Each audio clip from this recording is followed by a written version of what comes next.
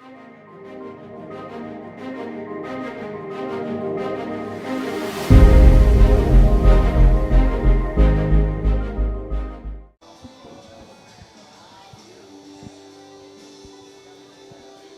evening and happy Wednesday as we welcome you back to VA Memorial Stadium here in Chillicothe for another two-game set of Division V District Semifinals. Game 1, the number 2 seeded Valley Indians taking on the number 14 seeded Fairland Dragons along with Shane Combs. My name is Dewey Daly as we welcome you into this afternoon's broadcast. Shane, some solid baseball yesterday. Hopefully 2 more great games on tap for us here today.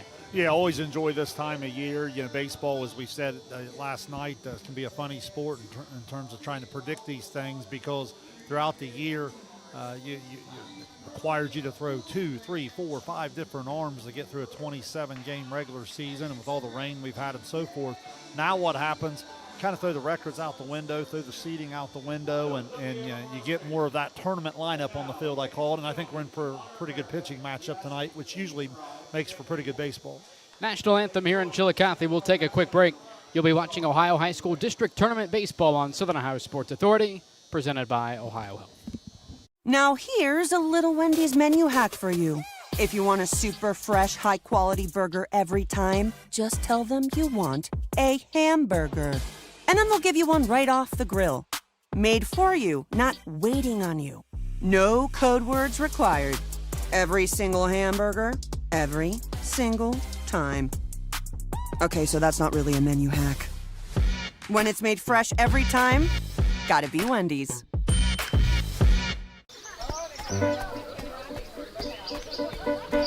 Mark.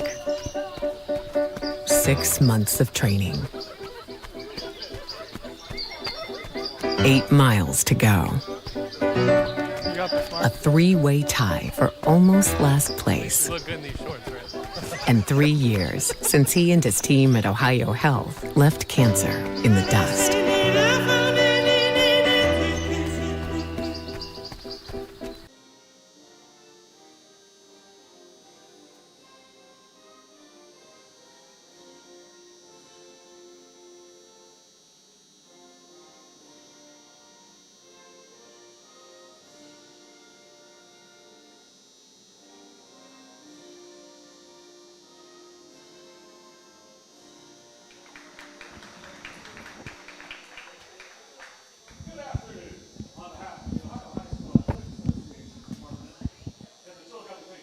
Alrighty, so game number 1 for us this afternoon on tap. The Fairland Dragons taking on the Valley Indians. Shane, it's a very heavy favorite, you would say, for Valley just in terms of the seeding, number 2 versus 14, but this isn't a situation that Fairland is a stranger to whatsoever. Just last season, you and Carson were on the call when they came in to the district semifinal well, actually you had them for the Huntington game, but they came into the district tournament last season as the 11th seed and upseeded the number 2 Zane Trace Pioneers in that district semifinal round. Eventually would go on to the district final and take down another SVC team, the 5th seeded Huntington Huntsmen. So it's a team that's no stranger to being the underdog in terms of seeding. And I can tell you that really matters. You know, that type of experience, a lot of kids playing on this stage before.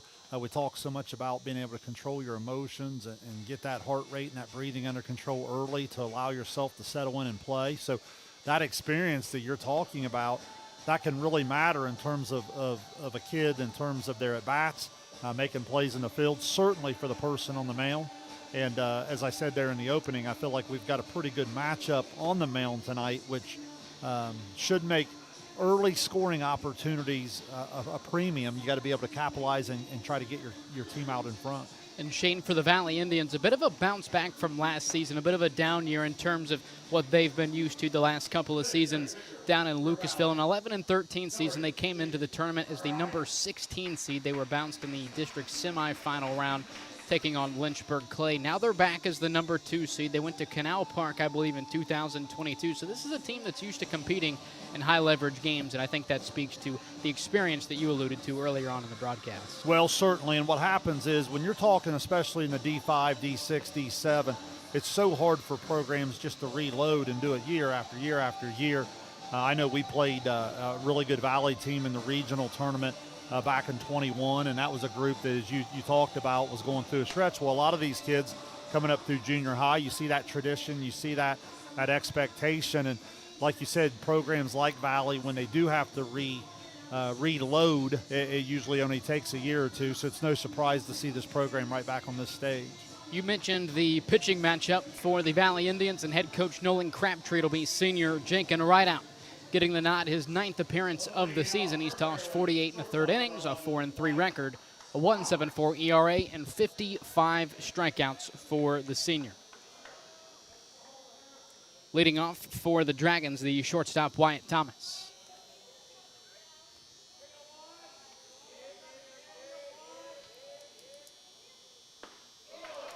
So the rest of the defensive alignment behind Rideout in the outfield from left to right, Thad Lansing, Gabe McNeil, and Nick Queen.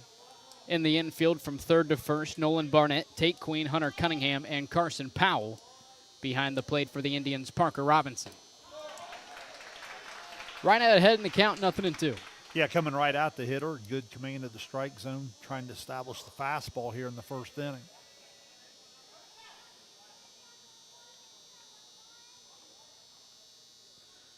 Oh, 2 on the way from Rideout, and it's fouled away.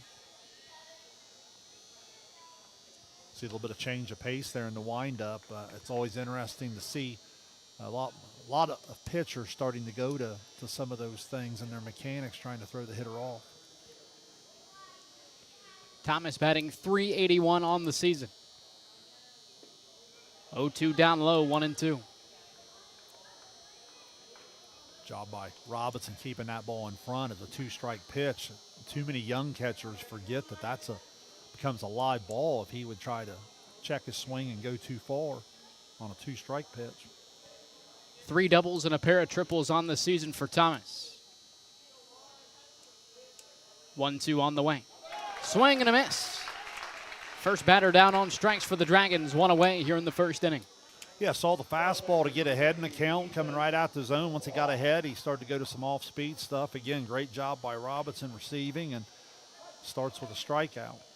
So that'll bring up the opposing pitcher, Ethan Wall. The rest of the lineup goes as follows: Garrett Cornwell, Elias Blankenship, Luke Brown, Josh Gillespie, Chase LaPole, Cyrus Cummings, and Cade Wiseman.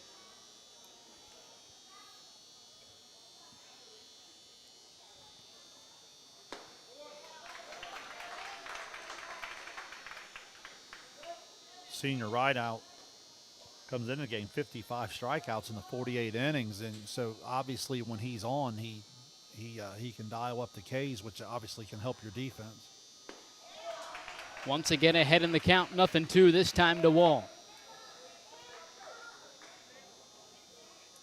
Wall leads the Dragons in batting average, doubles, home runs, and RBI.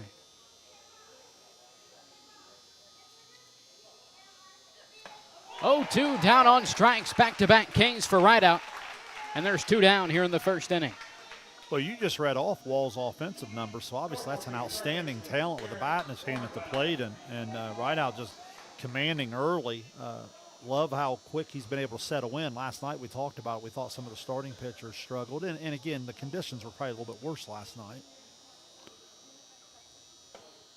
So now the third baseman, Garrett Cornwell. Haven't nearly had the weather today, so I assume it's got to be a way more comfortable situation for pitchers out there on the mound. On the season, Cornwell batting .368. 3 doubles, 13 RBI.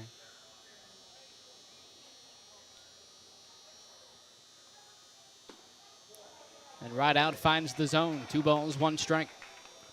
The ability to throw all the pitches for the called strike, such an advantage. So many pitchers 2-0, you just have to groove the fastball in there. Obviously, this young man able to go to his off-speed. Rideout fights back, evens it up at 2-2.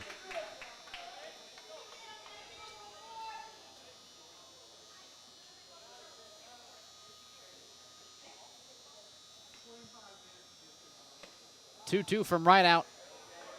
Up and away, and the count is now full for Garrett Cornwell. Yeah, important pitch here in the early going, the 3-2 spot. Chance to get a base runner and extend the inning.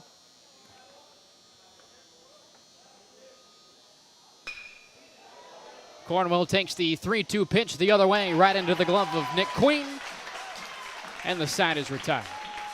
1-2-3 inning for Jenkin Rideout. Bottom of the first here in Chillicothe. When we return, you're watching Ohio High School District Tournament Baseball on Southern Ohio Sports Authority, presented by Ohio Health. Hey everyone, Mike Glockner. I'm Brandon Callahan. Of the all-new Chrysler Dodge Jeep Ram Service Center in Portsmouth, Ohio. We have a $39.95 oil change special going on right now.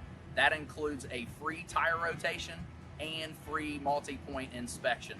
Schedule your appointment online at GlocknerCDJR@Portsmouth.com. Glo Fiber is now in Ohio. And with gig speed fiber internet, we're keeping things real. As in real reliable speeds. Real people who really want to talk to you. Not to mention, real simple pricing. Switch to Glo Fiber today to get real fast, real reliable fiber internet and your first month free. Glo Fiber is here. Welcome to Glo-Hio. Call 1-833-WANT-GLO or visit glofiber.com to switch today.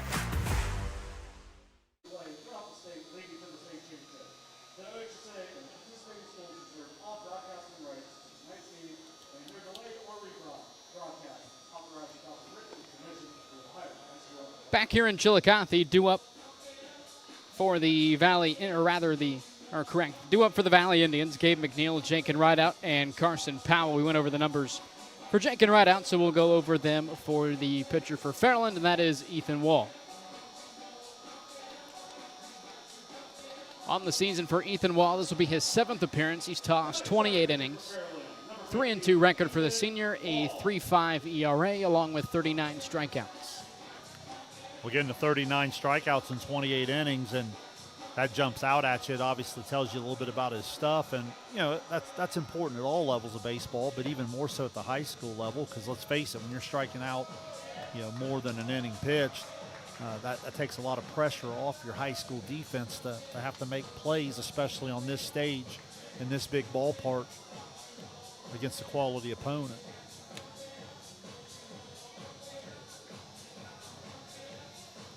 I know you'll talk a lot about as we move through the game today about Wall's ability to impact a lot of different sports, but we talked about the athleticism and a lot of these kids playing multiple sports, and I think that matters on big stages. You've played in a lot of big environments, be it other sports or baseball included. So again, this first inning will be important for Wall, but if he can settle in, certainly going to give his team a chance to win today. You mentioned athletes playing other sports. Gabe McNeil at the plate. One of the top tailbacks in the fall in the coverage area.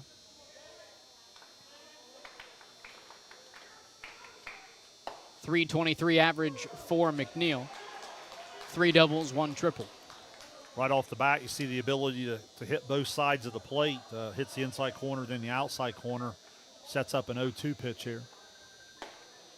Called strike 3, a 3-pitch strikeout for Ethan Wall, 1 away here in the bottom half of the first. Yeah, no waste pitch about it. A lot of times 0-2, you'll see the old, hey, nothing too good. Well, he just went right at him and painted the corner there, and 3 pitches and keeps that athlete off the bases you're talking about. Now Jenkin Rideout stands in. Breaking ball finds the zone, 0-1. Defensive alignment behind Wall in the outfield from left to right. Landon Evans, Cyrus Cummings, and Elias Blankenship. The 0-1 on the way. Ground ball right side. There's the first baseman, Luke Brown. He'll take it himself for the second out of the inning. Nice job by Brown. Recognized that he had plenty of time to take it himself. No need to have the extra flip and toss pitcher moving that way. Anytime the first baseman can take it himself, much higher percentage. Now the first baseman, Carson Powell. Rest of the defense for the Dragons in the infield from third to first. Garrett Cornwell, Wyatt Thomas, Caden Wiseman, and we just saw Luke Brown. Behind the plate for the Dragons, Josh Gillespie. 1-0 pitch straight away center. Cummings to his left, and this side is retired. 1-2-3 on both sides in the first inning. Scoreless 3-1. We'll head to the second when we return here in Chillicothe. You're watching Ohio High School District Tournament Baseball on Southern Ohio Sports Authority, presented by Ohio Health. Richard. Countless nights in the garage. Age. shiny new pistons. One very happy 16-year-old granddaughter. And 2 years since starting cancer treatment at Ohio Health.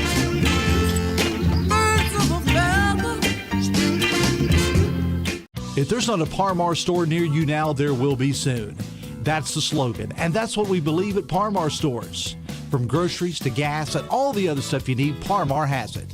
Download the Par Mar app for even more savings, and don't forget the Par Mar rewards card too. We also believe in being a big part of your community, so look for us at the ball game or wherever you are. Shop us today, like us on Facebook, Instagram, Twitter, and remember, if there's not a Par Mar store near you now, there will be soon. Top of the second here at VA Memorial Stadium. Due up for the Dragons, Elias Blankenship, Luke Brown, and Josh Gillespie. Shane, something we talked about yesterday, and through 3 batters on both sides, it's something we've seen both pitchers do. Getting ahead in the count works wonders when getting guys out. Well, we were just talking during the break. I know it's early, but both young men coming right out and commanding the zone with all their pitches. If they're able to do that, offense is going to be hard to come by. So a lot of times you're not just going to sit up there and string 3, 4, 5 hits together. It'll be interesting to see who can get the early base runners and maybe put some pressure on the defense in other ways. So Elias Blankenship will lead things off for Fairland here in the visiting half of the second inning. His right out misses down and away, 1-0.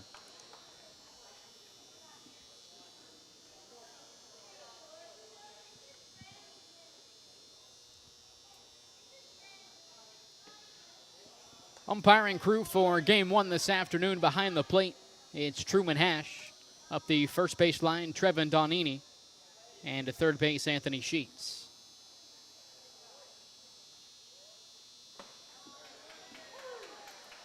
Two balls and 1 strike to Blankenship.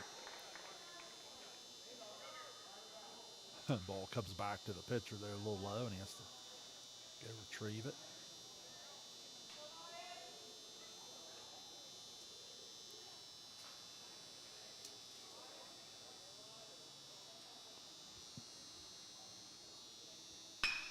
Two-one from right out, right over the first baseman's head. No, he brings it in. An athletic play from Powell for the first out of the inning.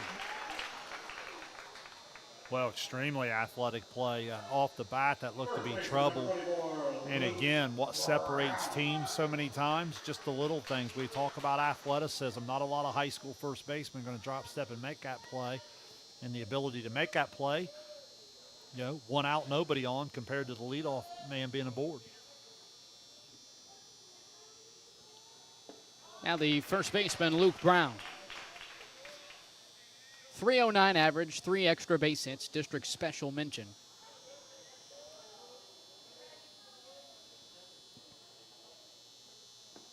Now down on the count, 0-2.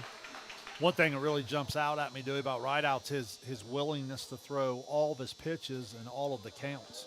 Really kind of hard to predict and sit on one particular pitch. 0-2 grounded right side, no problem for Powell, 2 away. Pretty good pitch and really a pretty good piece of hitting. Hit the ball hard the other way, just right at the first baseman. Again, Powell 2 for 2 defensively this inning. Sure Rideout appreciates that. Now the catcher, Josh Gillespie.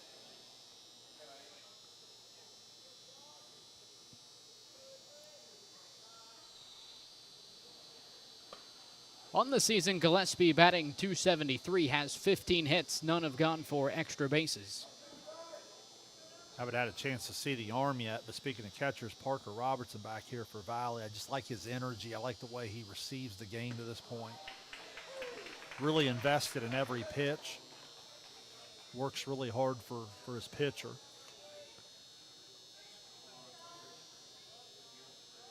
One from right out.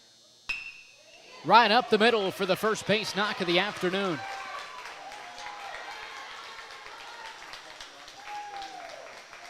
Good piece of hitting there. That pitch on the outer half, if you try to do too much of that pitch, chances are you're just going to roll it over to left side of the infield. He goes with the pitch, lets the ball travel deep, lines it back up the middle for a hit.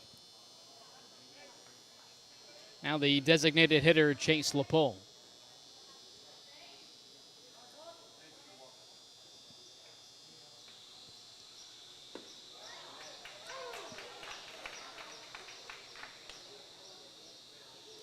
LaPole batting .271. He does have an extra base hit this season. Chopper right back to the mound. Fielded on the hop by right out lob over to first base is in time to retire the side. First hit of the afternoon goes to Josh Gillespie. Still a scoreless frame tossed by Jake and right out. Bottom of the second when we return here at VA Memorial Stadium. You're watching Ohio High School District Tournament Baseball on Southern Ohio Sports Authority, presented by Ohio Health. This broadcast is brought to you in part by Willie & Son Trucking. Willie & Son Trucking has been a proud supporter of local student athletes, coaches, and athletic programs throughout its history. Be sure to look out for the Shack Athlete of the Week presented by Willie & Son Trucking each week at sosaohio.com. Since 1853, Tomlinson Insurance has been protecting families, farms, and businesses in our community. As an independent agency, we offer personalized coverage for your auto, home, farm, and business, plus health and life insurance too. And we proudly partner with Erie Insurance to give you peace of mind with reliable coverage at competitive rates. Tomlinson Insurance. Let our history be your future. Call us today at 740-773-4181 or visit us at tomlinsonins.com. Dream, man.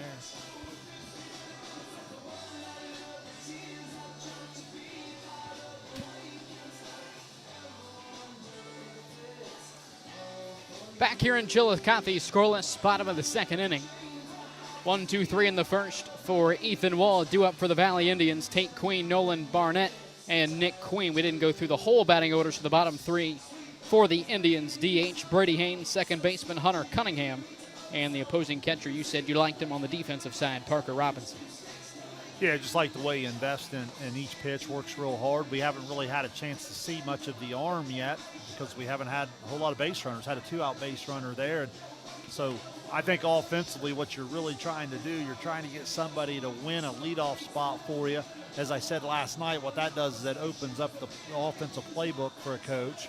You know, the run game, a little bunt, hit and run, something. Because, again, both of these right-handers on the mound today, going to be really difficult just to sit up there and think you're going to string 3, 4, 5 hits together in a row. So it's probably going to have to be some execution somewhere in there to be the first team to crack the scoreboard today.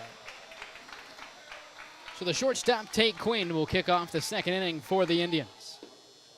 Breaking ball misses 1-0.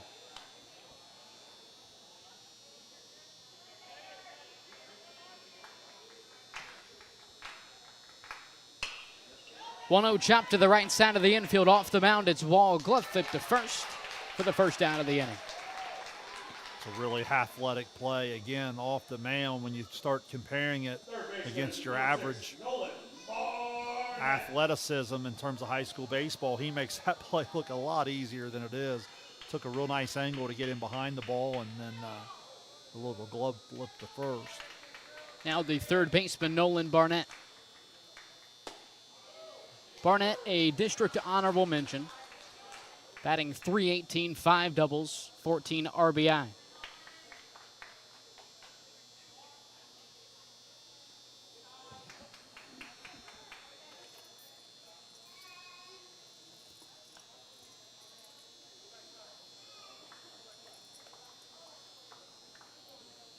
Wall seemed to let that one get away from him a little bit. Kind of acted funny there for a second. Might just been a little disgusted with the pitch itself. 1-1 up and in. 2 balls and 1 strike for Barnett.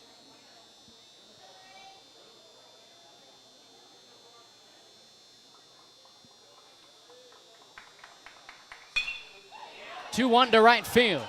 Blankenship giving chase, but he's not going to get there.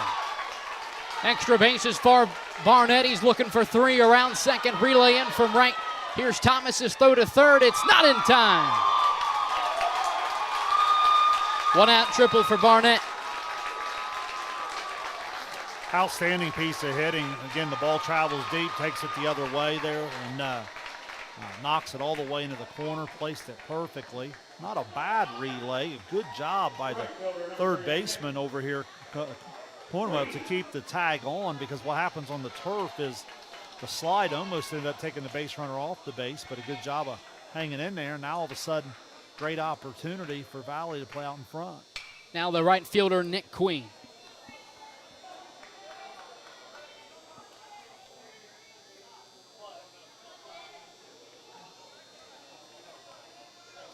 No sign of anything being on that first pitch there. Out of the windup, Wall the 0-1.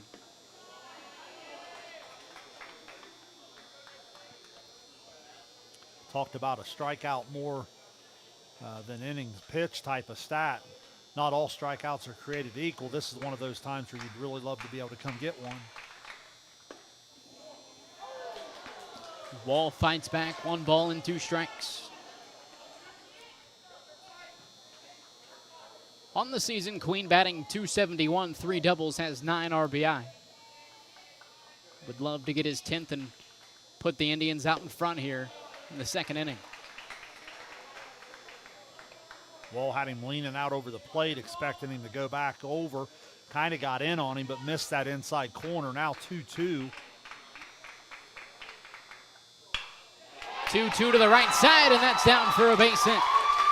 Barnett in from third. It's 1-0 Valley. Just so good, 2-strike hitting there. I thought that was a pretty good pitch. He went back to a breaking ball, tried to get it off the plate. I'm not even so sure it wasn't off the plate, and just a good job of spraying it the other way, and Queen puts his team out in front 1-0.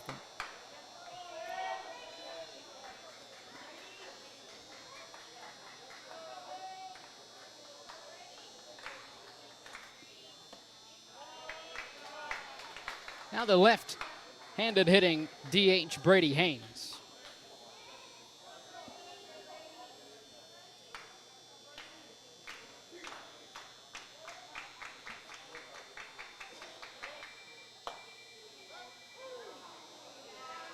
Wall gets the outside corner, 1-1. Still just 1 out here. Let's see, maybe Valley press the running game a little bit. Wall looks like he'd be tough to run on. Does a pretty good job there. Time to the plate.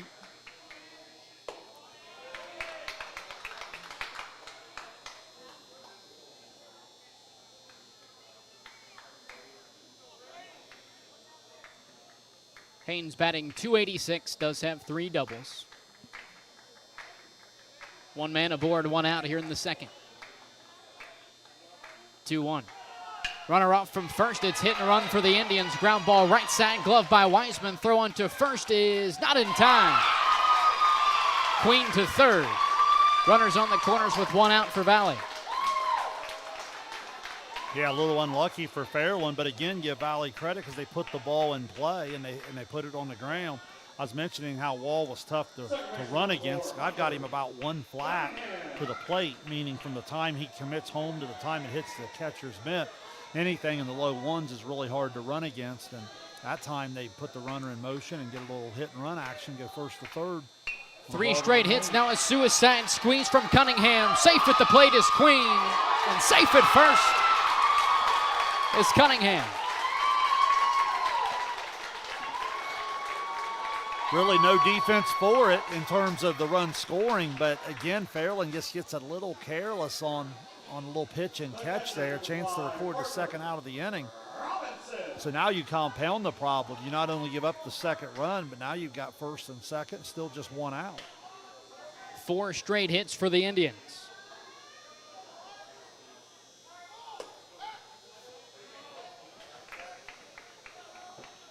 Talked about hard to stretch hits together. The way you end up doing it is the way Valley has done it. You've had the infield hit on the hit and run, and then you had a bunt.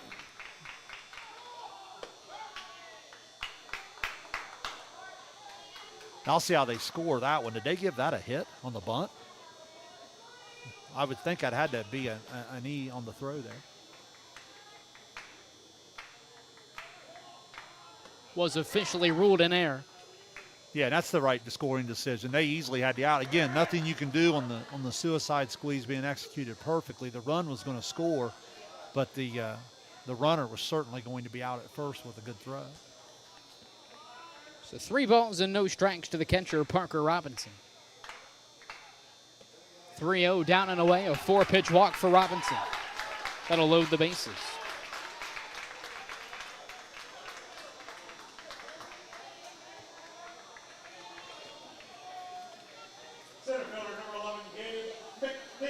That's where Fairland's really got to compose here, and it starts with their leader Wall there on the mound. So it's back to the top of the order now for the Indians. First pitch to Gabe McNeil out of the zone, 1-0. Damage control's the key here, already down 2-0. Indians already with 3 hits on the inning. This one blooped to center field, and that'll get down for a base hit. All runners up 90 feet. Haynes in from third. It's 3-0. Now Valley just finding a way to put the ball in play. Been so impressed the adjustment they've made into the second inning here, particularly with 2 strikes, being able to shorten up and just put it in play. Always something good can happen if you put it in play. Ground ball up the middle, glove by Thomas, steps on second, throw to first is off target. Cunningham in from third, it's 4-0. Outstanding play from Luke Brown on the back end, Dewey. I don't know if you noticed that there. Looked like Thomas tried to go ahead and turn it on the one hop, and Brown comes off the bag and makes a really nice snag that saved another run.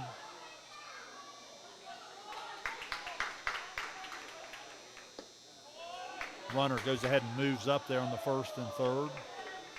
Fairland lets it go. So second and third with 2 outs for Carson Powell. 1-0 from Wall, chopped left side, backhanded by Thomas. Throw on to first is high, down with the tag, off the mark. Runner in from third, it's 5-0 Valley.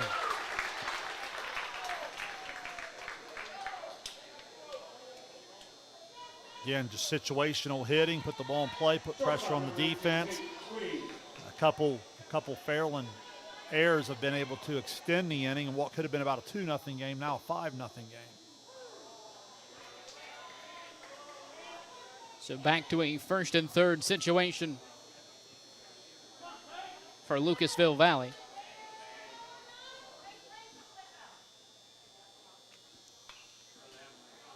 Tate Queen up for the second time this inning. You know, we talk so much about, Dewey, in coaching, when you're facing a good battery, that pitcher-catcher, make somebody else get you out. And really all Valley's been able to do here is just put the ball in play. Powell takes off from first, no throw, so it's second and third once again for Valley.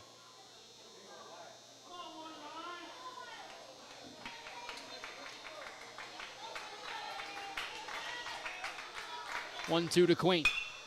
Line drive, center field. Cummings moving in, makes the grab for the third out of the inning. 5-run inning for the Indians. They lead by 5, headed into the top of the third. You're watching Ohio High School District Tournament Baseball on Southern Ohio Sports Authority, presented by Ohio Health. Now here's a little Wendy's menu hack for you. If you want a super fresh, high-quality burger every time, just tell them you want a hamburger. And then they'll give you one right off the grill. Made for you, not waiting on you. No code words required. Every single hamburger, every single time. Okay, so that's not really a menu hack. When it's made fresh every time, gotta be Wendy's.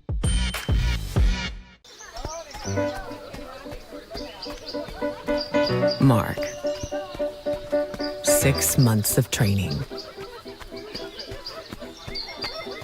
8 miles to go. A 3-way tie for almost last place. You look good in these shorts, right? And 3 years since he and his team at Ohio Health left cancer in the dust.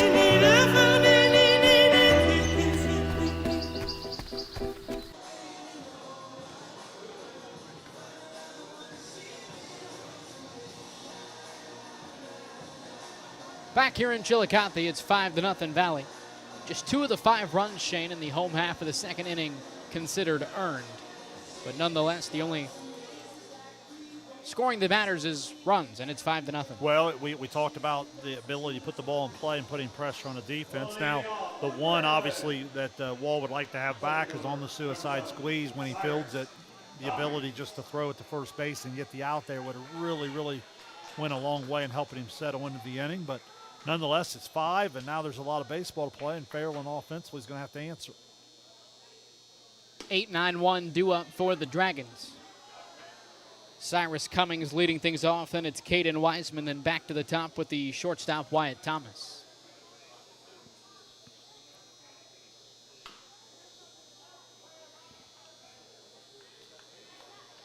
If you're right out and your offense gives you 5 runs, the number one thing you want to come out and do is pound the strike zone. You want to get them right back in the dugout and keep that momentum on your side. If you're Fairland, opportunity here at the bottom of the order to maybe spark something to set the table for the top of the order.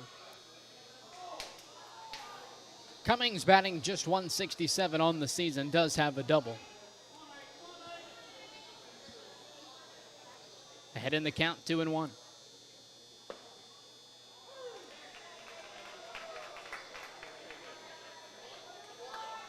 Right out pounding the bottom of that strike zone. And again, it's hard for us to tell from this angle, but Robinson deserves a lot of credit. 2-2, swing and a miss. Third strikeout of the afternoon for Ethan Wall, 1 away. Or excuse me, for Jakin Rideout. Second baseman number 21, Caden Wiseman. Now this is one of those times where if Rideout's able to attack the 9-hole hitter here, you really kind of make it difficult on the Fairland top of the order to have to go with 2 outs.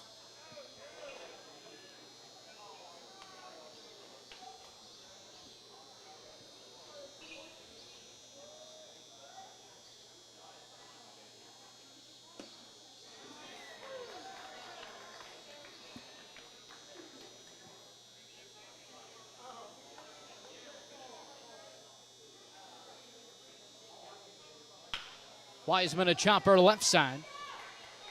Barnett takes his time, fires a rifle over to first base, 2 away. Good arm strength from Barnett there. Now again, 2 big outs for Rideout because as I mentioned, even though you come back to the top of the order here, you have 2 outs, nobody on, and just puts you in a pitcher, from a pitcher perspective, it just puts you in a much easier mindset and it helps you stay aggressive.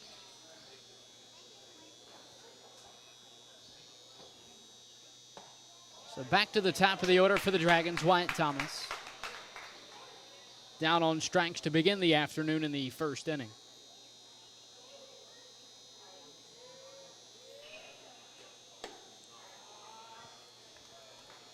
Shane, these teams did play this season in Valley's season opening matchup, a 5-2 win for the Indians over the Dragons.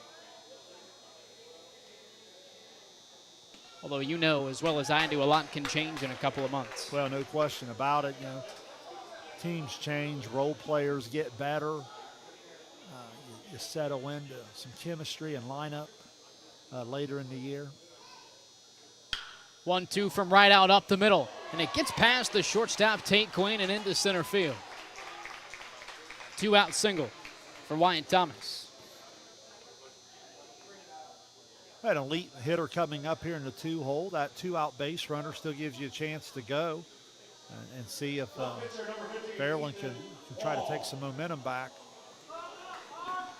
Second hit of the afternoon for the Dragons, as they trail by 5 here in the top of the third.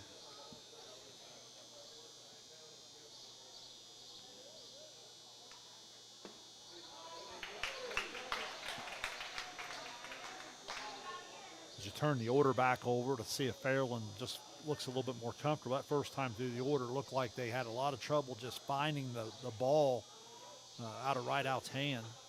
Kind of was getting on them quick. Rideout once again ahead in the count to Ethan Wall, 0-2. Might be a good time to run on an 0-2 pitch here, expecting maybe some off speed.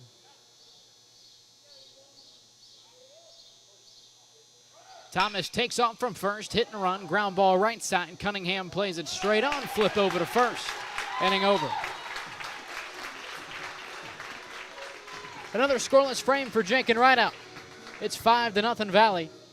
Headed into the home half of the third inning when we return here in Chillicothe. You're watching Ohio High School District Tournament Baseball on Southern Ohio Sports Authority, presented by Ohio Health. Hey everyone, Mike Glockner. I'm Brandon Callahan. Of the all-new Chrysler Dodge Jeep Ram Service Center in Portsmouth, Ohio. We have a $39.95 oil change special going on right now. That includes a free tire rotation and free multi-point inspection. Schedule your appointment online at glocknercdjr@portsmouth.com. Glow Fiber is now in Ohio. And with gig speed fiber internet, we're keeping things real. As in real reliable speeds. Real people who really want to talk to you. Not to mention, real simple pricing. Switch to Glow Fiber today to get real fast, real reliable fiber internet and your first month free. Glow Fiber is here. Welcome to Glow Ohio. Call 1-833-WANT-GLOW or visit glowfiber.com to switch today.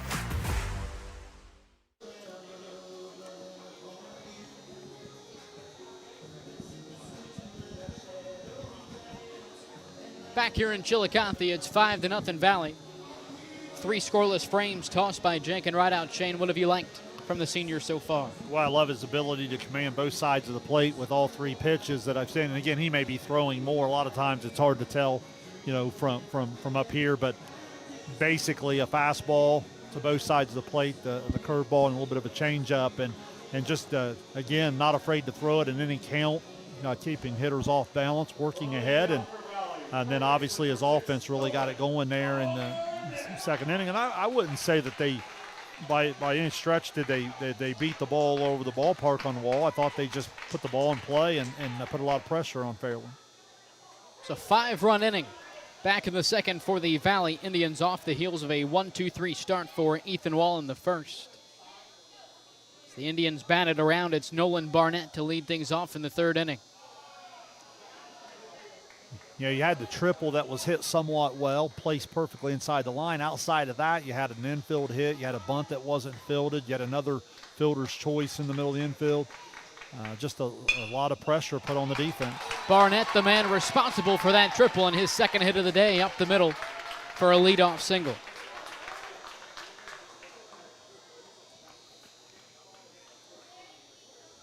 In the Valley team, very difficult to strike out in terms of their ability with 2 strikes to shorten up, put the ball in play. I love their willingness to hit it backside. Fifth base knock of the day for Valley, right up the middle and off the glove of Wyatt Thomas. Be interesting to see how that one is scored. As of now, we'll call it a hit. Well, great opportunity. As hard as it was hit, had double play written all over. Certainly was going to be able to get a lead runner. In scorekeeping, you can never assume the double play, but that doesn't mean coaches can't. So again, from a coaching perspective, you feel like should have been an out, maybe 2, and now it's first, second, nobody out. Officially ruled an E6. I think that's fair.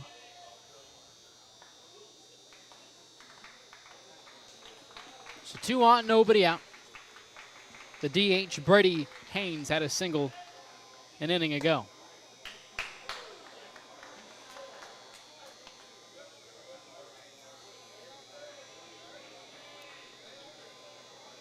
Hardest thing to do in high school baseball sometimes is when 1 or 2 things start going against you is to just be able to flush it and continue to play through it. 1 ball and 2 strikes to Brady Haynes. I thought that's what hurt Fairland more than anything in the second inning. They easily could have kept the thing 2 or 3-0, and they just kind of did a little bit of it to themselves. 1-2 grounded right side. Wiseman to second. Can they turn 2? Yes, they can. Runner on third with 2 outs, but a big double play for Fairland. Nice job, Wiseman, Thomas to Brown there. Wiseman with a nice accurate flip. Thomas comes across the bag, and now with 2 outs, gives their pitcher a chance to work his way out of this. So the second baseman, Hunter Cunningham, reached on air in the first inning. This one chopped right back to the pitcher. The Wall tosses it over to first to retire the side. Valley threatened, but Wall able to toss a scoreless frame. Solid defense behind him. It's 5-0 headed into the fourth. You're watching Ohio High School District Tournament Baseball on Southern Ohio Sports Authority, presented by Ohio Health. Richard. Countless nights in the garage. 8 shiny new pistons. 1 very happy 16-year-old granddaughter. And 2 years since starting cancer treatment at Ohio Health.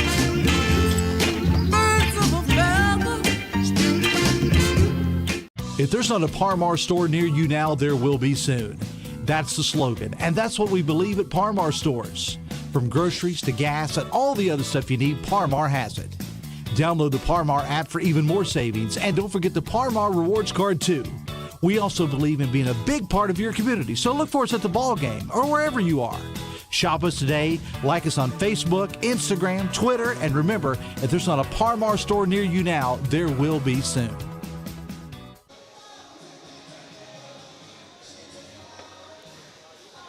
Back here in Chillicothe, middle of the order, due up for the Dragons, Garrett Cornwell, Elias Blankenship, and Luke Brown. Those 3 hitless their first time through the order. As Jake and Rideout has been pretty dominant here the first time through the order for the Indians. Yeah, command has been really, really good. Not doing anything to beat himself, and a couple chances that the defense has had. They've been up to the challenge. I know had a really good a good play over first base there from Powell on a ball that could have been a leadoff hit earlier in the game.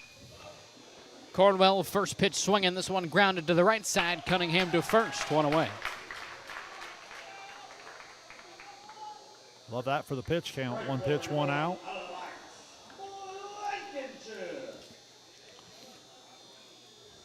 Blankenship was the one, I believe, that hit that little bloop over top of first that Powell was able to drop step and make the play starting that second inning. That was a big, big play, I thought, for Valley in this game so far. Now the right fielder, Elias Blankenship.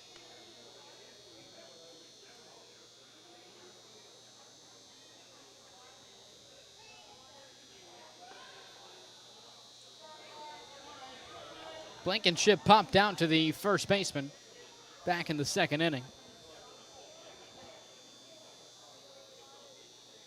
Batting .354 this season, a district honorable mention.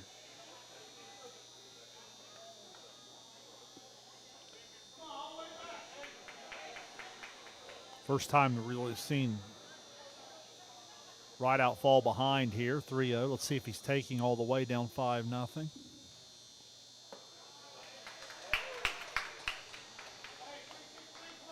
He was, which is the right call there in that situation.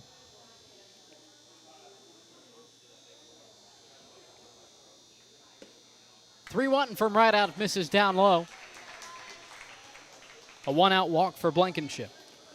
Real mature at bat from Blankenship. You know, a lot of times you get the middle of the order guy, I want to swing, I want to hit. But really what you need is a base runner. You're down 5-0, and he gives his, with nobody on, especially an RBI spot there, maybe you handle it differently. But again, outstanding at bat to get a base runner as Fairland's trying to get back in this thing.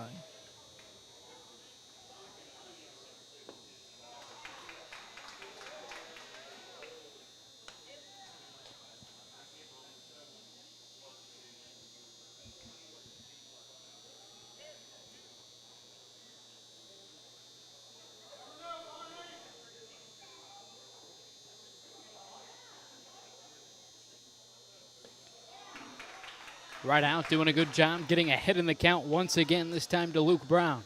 Yeah, he's stayed almost all breaking pitches throughout the game on Brown so far. Brown's had a hard time laying off of that on the outer half. 0-2, you'd think he'd pretty much go to the same thing. 0-2, right side, hit and run for the Dragons. Blankenship around second. He'll be standing up at third. Runners on the corners with 1 out for Fairland. Outstanding. Give Coach Clark a lot of credit there, down 5-0. A lot of times the baseball book will tell you it's not high percentage to start the runner. But again, he understands they're in the heart of their order here in the fourth inning. This part of the order may only get one more chance. You got to go now, and so he helps the team get a little bit more aggressive. They execute now, first and third with one out, chance to get on the board. Gillespie had the first hit of the day, a single in the second inning. And a delayed steal from first, no throw from Robinson as Brown takes second base. Takes away the force now. Base hit allows you maybe to score a couple. See if Rideout can bear down here and get a strikeout.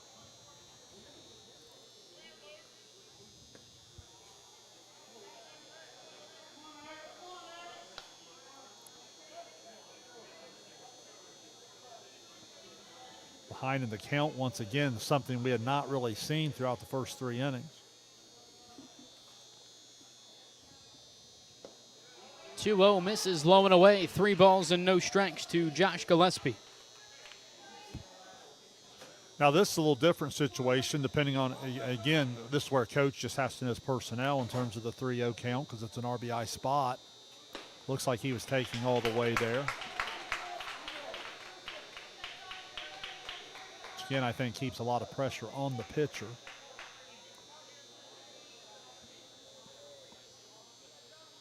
Three-1 from right out, misses outside. That'll load the bases.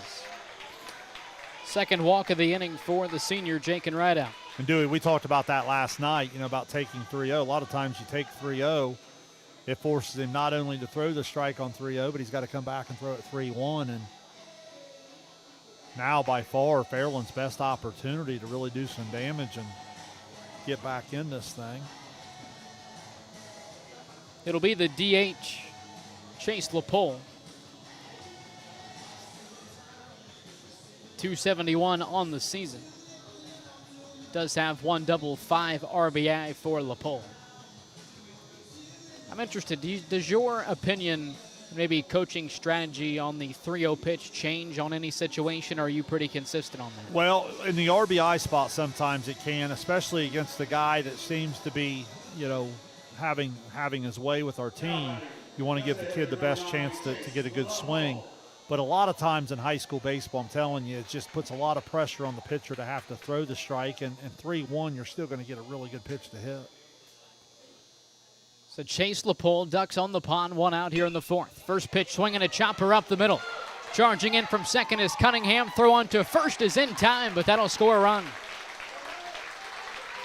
Blankenship in from third. It's 5-1. What an outstanding play, coming in on the big chopper there. We talked about damage control back in the 5-run inning for Valley and Fairland's inability to get outs when they had a chance to. We'll see how this plays out, but put a little star next to that one. 6th RBI of the season for Chase LaPole. Runners on second and third with 2 outs for Cyrus Cummings. Now with 2 outs down at the bottom of the order, Rideout had his defense pick him up there. Let's see if he can come get one for him.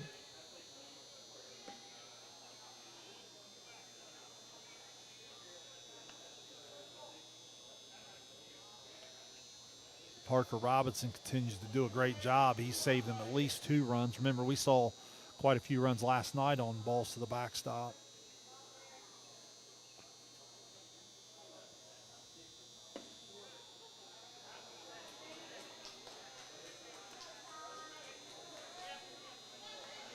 Every pitch matters. You're trying to compete, trying to get that pitch count up, but at the same time, you're trying to cash in here if you're the Dragons. 2-1 from Rideout, misses down low. 3 balls and 1 strike to Cyrus Cummings. Bottom of the order with Caden Wiseman on deck. This is even one where in the 3-1 count, you're going to shrink the zone a little bit. This has been by far his toughest inning in terms of throwing the called strike. Rideout now out of the windup, the 3-1.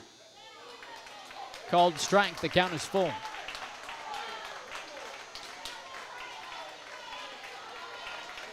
Big spot for Cyrus Cummings and the Fairland Dragons. Full count, runners on second and third, 2 outs here in the fourth.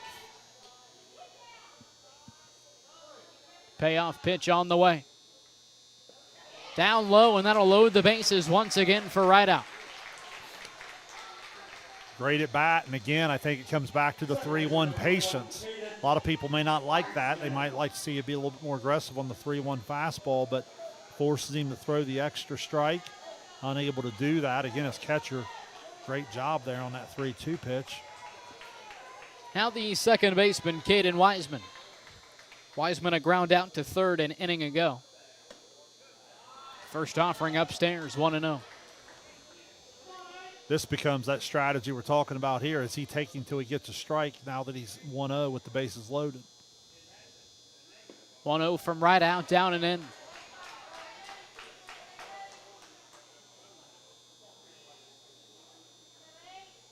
And time called. Robinson will go out to the mound. Looked like right out said something over to the dugout there, and then the catcher ended up going out.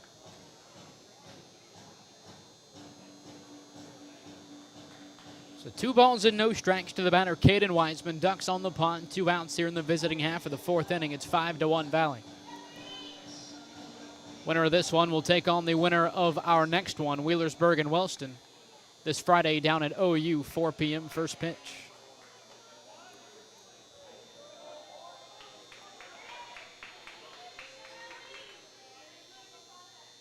(2-0) from right out. My guess here is he might be taking 2.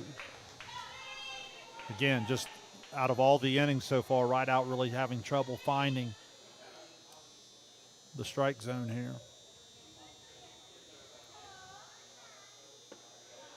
3-0 finds the zone. Second straight 3-1 count for Jake and right out. Would you take here, or are you swinging away? Well, I'm not saying I give the take sign, but you really hope that your hitter has just a sense of the inning. 3-1 misses down low. That'll bring another runner home. You just kind of it's a hard thing to say. You know, there's no absolute. But down there at the bottom of the order, you could just kind of feel the inning going the other way, and now you're coming back to the top of the order. An RBI walk for Wiseman. Great opportunity here for McNeil. Comes in hitting .323 in that leadoff spot. And again, you're not up there just trying to walk, but at the same time, you're up there wanting to sense the inning, and you want to make sure that you're not belling the pitcher out. Thomas, a 2-out single an inning ago. On the year, batting .381. 8 RBI to his name. You really don't see a lot of RBIs to that leadoff spot, but a great opportunity here for Thomas. No question.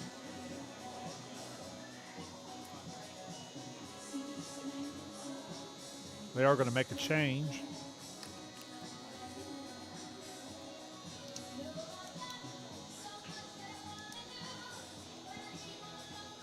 I did not see who was running in to get the other glove. A lot of times that'll tell you who's going where. So a pitching change here in Chillicothe. It looks like it'll be Nolan Barnett onto the mound for the Indians. We'll get the rest of the defensive changes when we return here in Chillicothe. You're watching Ohio High School District Tournament Baseball on Southern Ohio Sports Authority, presented by Ohio Health. This broadcast is brought to you in part by Willie & Son Trucking. Willie & Son Trucking has been a proud supporter of local student athletes, coaches, and athletic programs throughout its history. Be sure to look out for the Shack Athlete of the Week presented by Willie & Son Trucking each week at sosaohio.com.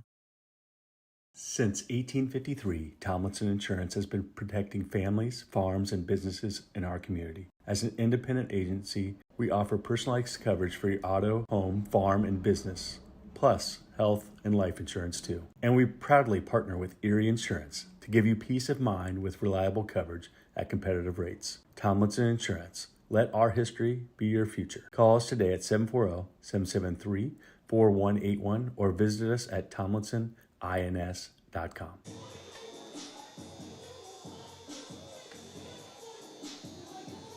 Back here in Chillicothe, it's the junior Nolan Barnett into relief, right out. Right out off the mound over to first base. Powell moves from first to the hot corner at third.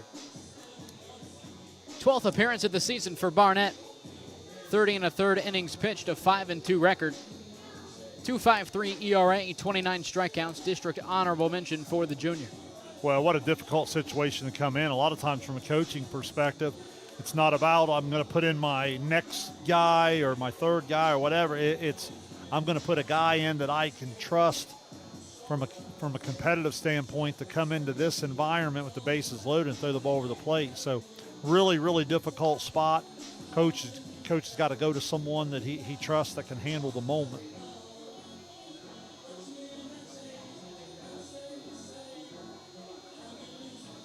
Your Fairland, it goes back to what we're talking about. You know, again, your leadoff hitter up there, obviously a good hitter. You're going to let him go be a hitter. You're hitting 323 on the year, but again, you hope he senses the moment. And a guy coming in this position, being forced to throw a strike, you just want to make sure that you're sitting on your pitch and not expanding the zone.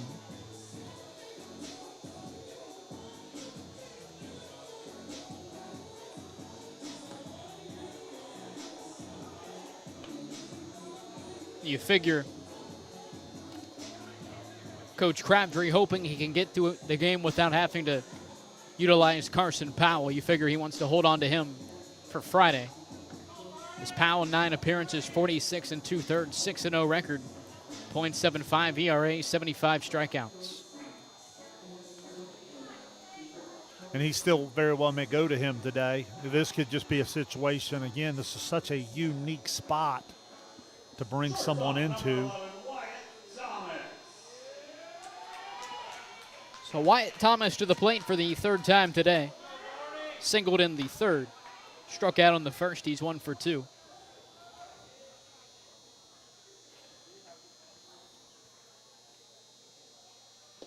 First offering from Barnett down low. You're talking about it being Friday. Anyone who would stay under the 50 mark today would still be able to throw their full slate of pitches on Friday.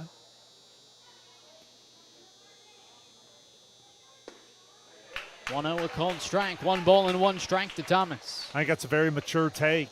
1-0 now it turns into kind of a regular at bat. If you're McNeil, you're just looking for a pitch you can handle and put a good swing on it.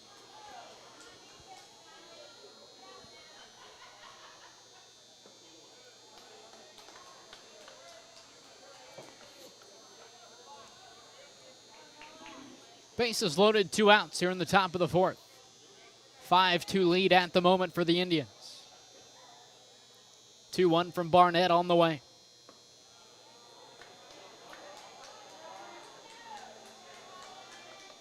Yeah, Thomas way ahead now. As a batter, are you sitting dead red on a fastball here? Absolutely, especially in the leadoff spot here.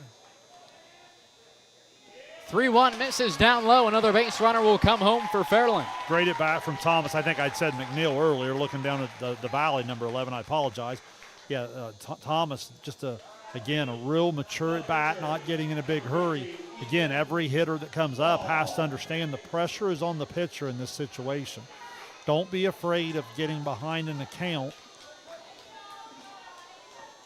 5 walks in the inning for Lucasville Valley. It's 5-3. Now Ethan Wall.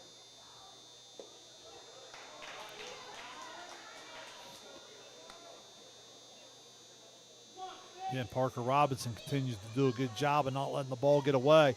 You'll notice in these bases loaded situation too, big secondary leads. 7 pitches now for Barnett. Just 1 has found the zone. The other thing we talked about taking is sometimes it just takes the pressure off the hitter. You're not, hitting's hard. Sometimes the guesswork is hard. 2-0 on the outside corner, a called strike. Felt like he was taking all the way there. Which again, I don't have a problem with, especially a hitter as talented as him, because he's still ahead in the count. 2-1, swing and a miss. Barnett evens it up at 2-2. 2 balls, 2 strikes, bases loaded, 2 down here in the fourth. Decision pitch. You don't want to start the runners here. This 2-2 pitch, you want to come get him. 2-2 from Barnett, chopped away.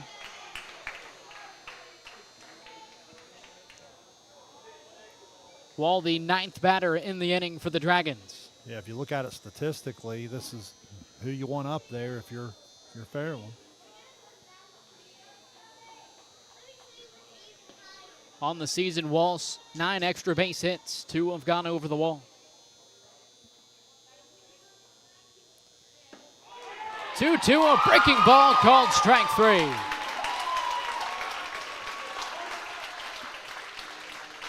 Dragons strand the bases loaded, but able to plate 3. They're right back in it. 5-3, middle of the 4th here in Chillicothe. You're watching Ohio High School District Tournament Baseball on Southern Ohio Sports Authority, presented by Ohio Health. Now here's a little Wendy's menu hack for you. If you want a super fresh, high-quality burger every time, just tell them you want a hamburger. And then they'll give you one right off the grill. Made for you, not waiting on you. No code words required. Every single hamburger, every single time. Okay, so that's not really a menu hack. When it's made fresh every time, gotta be Wendy's.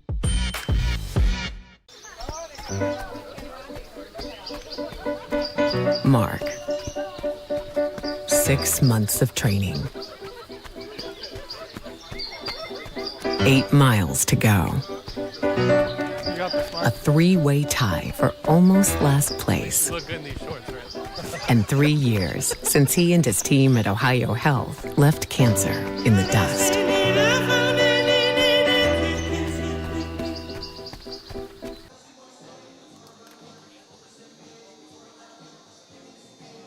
Back here in Chillicothe, bottom of the 4th inning. Fairland plating 3 in the top half of the inning, and they're right back in it. Yeah, nice job. Fairland staying with it. They get 3 there, and now it's Wall's turn to kind of put that offensive inning to the side and get back onto the mound here and try to keep the momentum on their side. 9-1-2 due up for the Indians. Parker Robinson, Gabe McNeil, and Jake and Rideout. Wall back out on the mound, slated for his 4th inning of work.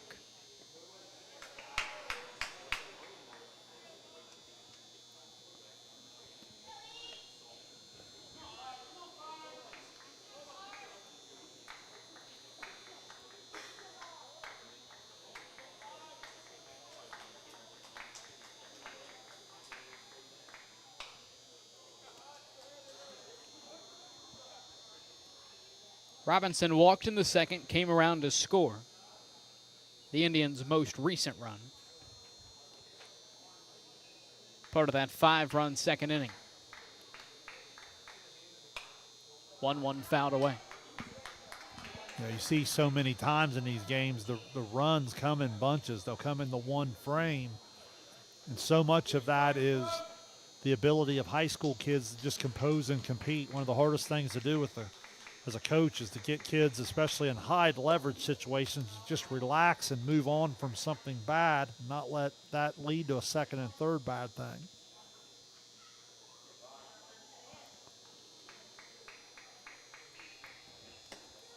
Two, swing and a miss. Robinson down on strikes, 1 away. Good location there, able to extend the strike zone a little bit, gets the chase.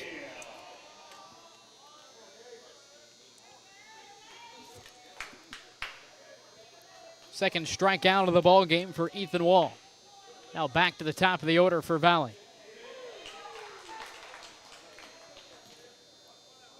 There, Wall throwing the off speed for a strike. Obviously, when he's able to do that, that makes him extremely difficult to hit.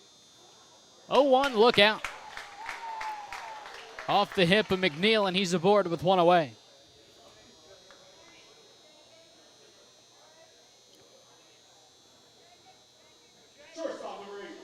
Wall frustrated with himself there. Now again, really opens up the opportunities for Coach Crabtree here if he wants to get pretty aggressive. Good athlete at first. Guy at the plate that handles the bat. Right out, squares to bunt. This one up and in. Gets past Gillespie. McNeil moves up to 2nd base.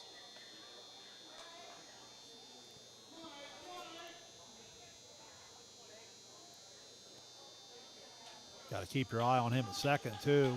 Good athlete, going to take third on you if you're not careful. So you got to do a good job of holding and making sure you're still quick to the plate. Called strike 1-1. Outstanding receive there from Gillespie behind the plate to hold that ball in the outside corner. McNeil off from second, chopper back to the mound. Wall halfway to the plate, throw to first is not in time, play at the plate, and McNeil is safe. It's 6-3. That's just pure hustle, just playing really hard. Fairland a little slow defensively to react and busting it down the line. The backside runner never stopping, and Hustle wins the bag at first. Hustle gets the run at the plate, and Valley still in a one-out spot, chance to continue. RBI single for Jake and right out.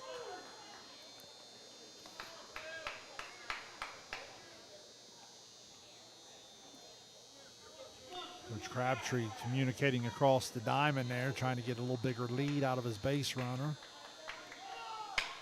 Now right out off from first, this one up the middle. Thomas will throw it to first. Stretch from Brown, 2 away. Good job there, a little hit and run by starting the runner. You stay out of what very likely could have been a double play. As a result, good situational hitting, puts another guy in scoring position as you enter the heart of your order. Now the shortstop, Tate Queen, he's 0 for 2.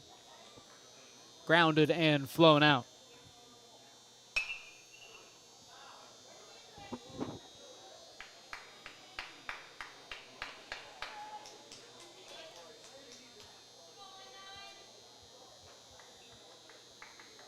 This is a big spot here. I mean, Fairland just gets back in this thing. It's still just 6-3. You can't let things get away from you here. 0-1, a breaking ball right out off from second. Head first slide into third safely. It's great base running because from a stopwatch standpoint, Wall's fairly quick to the plate. I've had him low ones most of the day, but again, where you're not checking that runner well enough, he gets a little extra head start on you. 0-2, a check swing from Queen. A peel down to first and a called strike. You don't see that too often at the high school level, but that'll end the inning. Wow.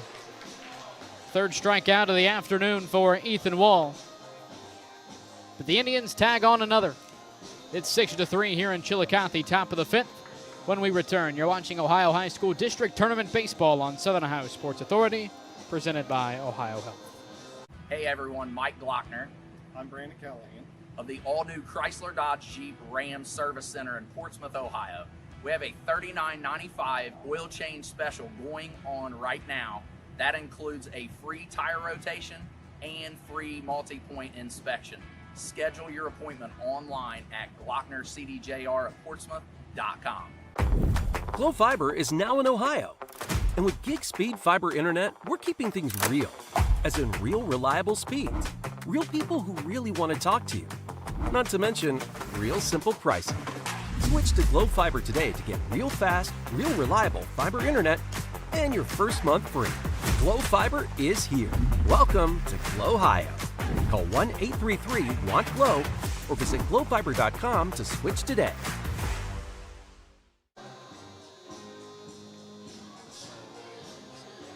Oh,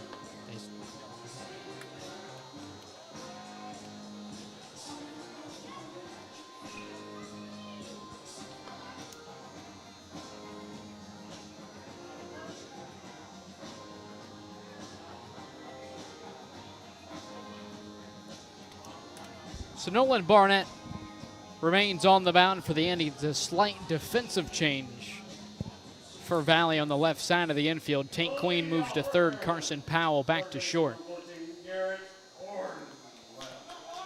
Hey, you talked about on the peel there before we went to break, not seeing that to high school level. A lot of that has to do with the three-man crew.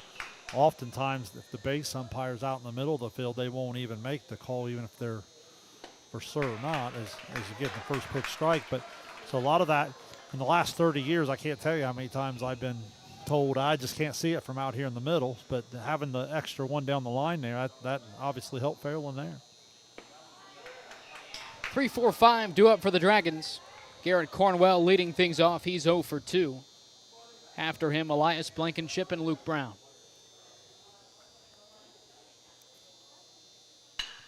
1-1 chopped up the middle. And into center, a leadoff base knock for Cornwell.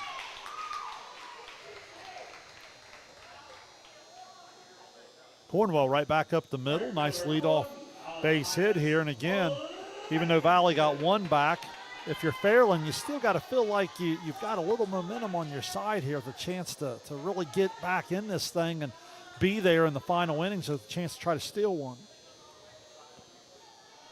Now Elias Blankenship. Blankenship 0 for 1, walked and scored an inning ago. Part of that 3-run fourth inning for Fairland.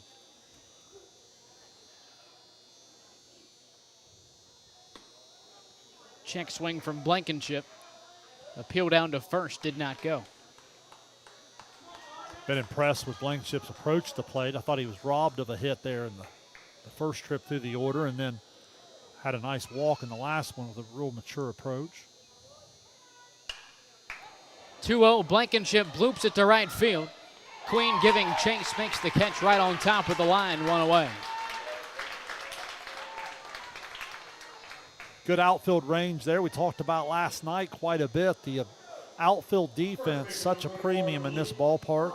Got to be athletic, got to be able to cover ground. Thought that was huge for Pike then to hang in there with a really good Lynchburg team for about 5 or 6 innings last night. I thought their outfield defense was terrific.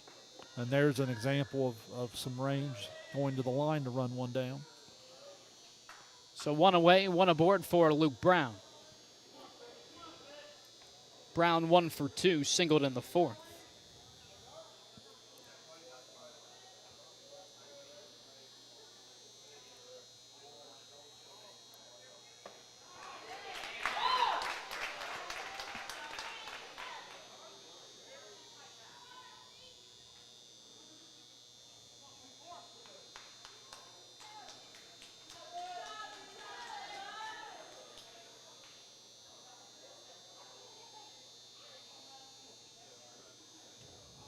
One from Barnett, in on the hands. Got him on the yellow. And a hit by pitch. Luke Brown down to first base. 2 men aboard for the Dragons. Well, name of the game right now, Barnett just throws strikes. And yeah, that's what got Valley in the pickle last inning, was the inability to throw the ball over the plate. And here now with one out.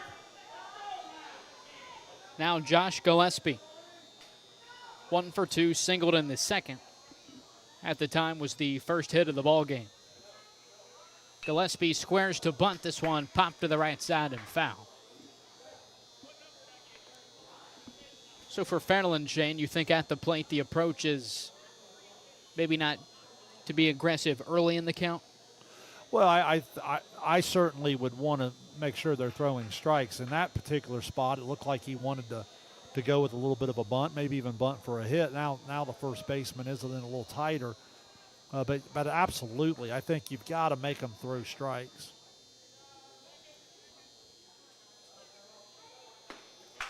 Oh, 1, a called strike, 0-2. So now you get in these 2-strike holes.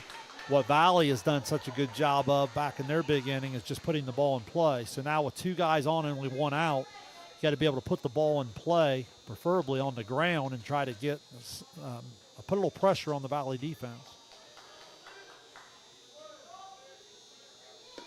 0-2, low and away. Throw down from Robinson, and that nearly gets into center field. An athletic play from Powell to keep it from doing so. Powell, formerly the quarterback down at Lucasville Valley, took the year off this season. It's something you mentioned at the top of the broadcast. Some of these players that play multiple sports or have played multiple sports, just pure athletes. No question. Certainly saved a possible base there. Swing and a miss, strike 3. Second strikeout for Barnett.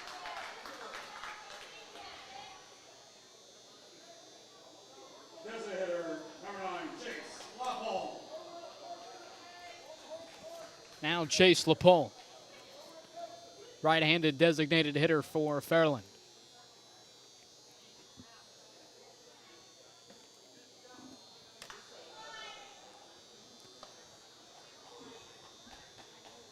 So far for the Dragons, the bottom third of the order hitless. They have walked twice. So far, LaPole 0 for 2.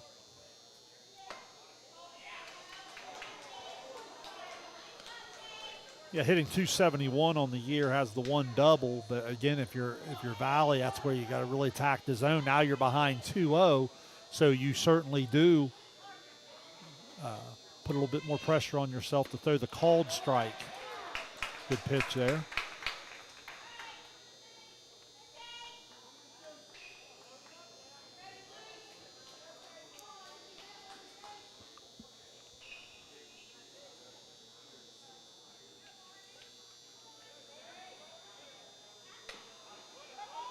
Two-one chopped foul, a dead ball off the ankle of LaPole. Good call, both the home plate and the middle infield umpire out by second. Both had it immediately. Truman Hash and Anthony Sheets right on top of it. Yeah, one of these two strike spots, 2-2 pitch, such a decision pitch because such an advantage for the offense if it goes 3-2 and they're able to start the runners. 2-2 from Barnett. Ground ball right side. Cunningham plays it straight on. Over to first to retire the side. Valley threatened, but a scoreless frame for Barnett. It's 6-3, middle of the fifth inning. Here in Chillicothe, you're watching Ohio High School District Tournament Baseball on Southern Ohio Sports Authority, presented by Ohio Health. Richard. Countless nights in the garage. 8 shiny new Pistons. 1 very happy 16-year-old granddaughter. And 2 years since starting cancer treatment at Ohio Health.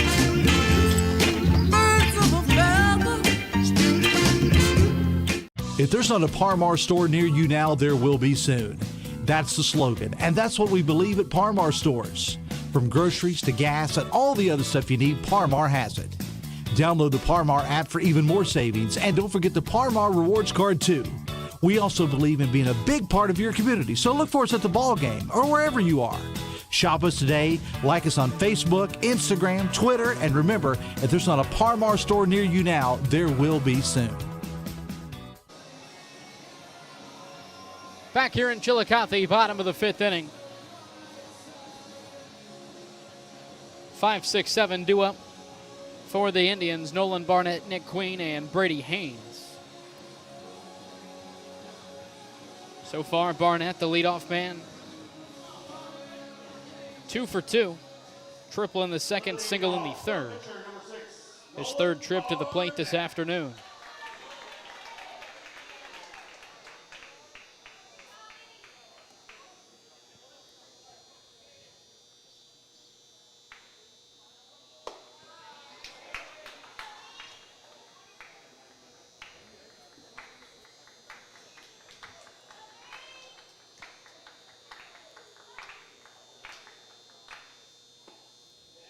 Breaking ball finds the zone, 1-1.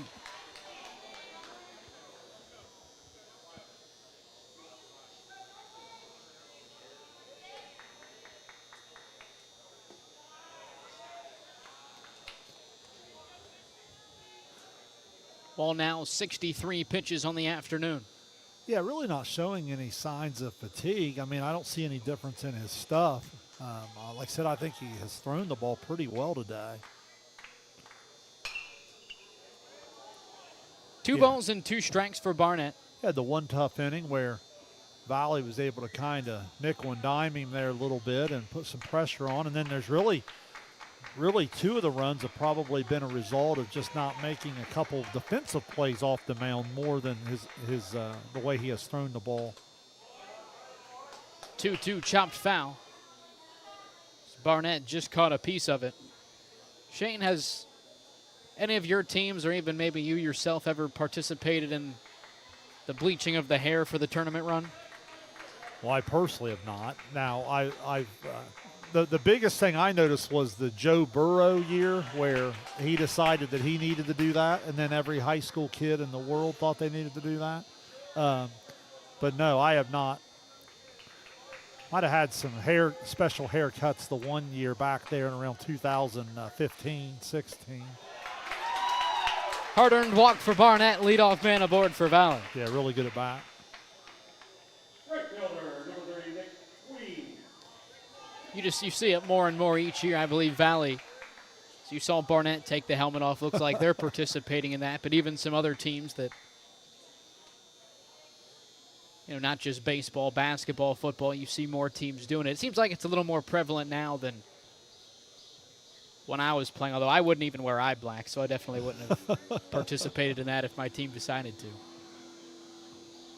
Yeah, in baseball, a lot of times you can, football, baseball with the helmets and the hats on and things like that, sometimes you can let the kids go a little bit more. When I was, as my years of basketball coaching, I probably am a little old school. Probably need to not be so old and not be the old guy that yells at the kids to get off his lawn and, let the kids have fun, I guess.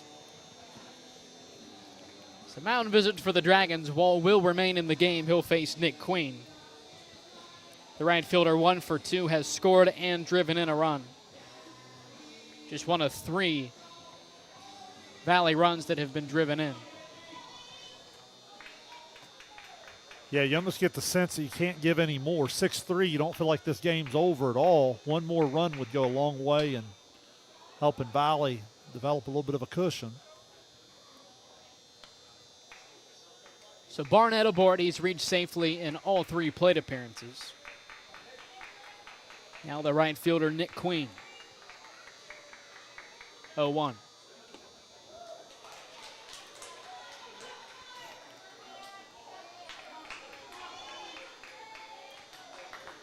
Been impressed with his ability in the run game. He's pretty quick to the plate, and it really doesn't hurt his stuff at all. 0-2 chopped up the third baseline and foul. Consistently getting him at that 1 second, and that just gives your catcher a real opportunity to throw a guy out. Obviously, if you're going on that big curveball compared to the fastball, that obviously can be an advantage to the runner. Wall misses off the plate, 1-2. Well placed 0-2 fastball away there. See if he comes back in on him here. Maybe goes to the off speed. 1-2 pitch grounded left side. Cornwell charging in. Rifles it to first, but not in time. Infield single for Queen. Well, I just can't say enough about the athleticism of Valley, but equally important their effort. There's a lot of athletes that maybe don't bust it down the line. I've not watched one Valley kid come out of the box today and not really give everything he's got down the line, and I'm telling you, it's paid off about 3 or 4 times now. Second base knock of the day for Nick Queen. As Haynes squares to bunt, gets past the catcher Gillespie. Both runners advance 90 feet. Wow, huge break there for Valley. So I think that's the first ball we've seen at the backstop today. These 2 catchers have been outstanding. 2 men aboard for the Indians, both in scoring position. Nobody out here in the 5th. Haynes a ground ball up the middle. It's gloved by Wiseman. Barnett scores easily from third. It's 7-3. Yeah, tough spot there for Fairland with nobody out. Bringing the infield in is kind of difficult. Good piece of hitting. Now with the 1-out spot, let's see if Fairland does shorten up and try to cut down the run. So far, they're not. Looks like they're going to stay back. 9th RBI of the season for Brady Haynes. Now another attempted suicide squeeze, this time with Hunter Cunningham. Yeah, it was going to be an automatic run if he just gets it down.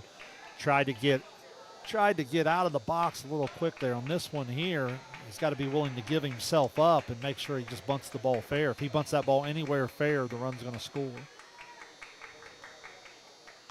Queen stays put at third. Wall comes to the plate, misses outside, 1-1. Third baseman crashing hard. Even if you went safety squeeze, anything on that first base line,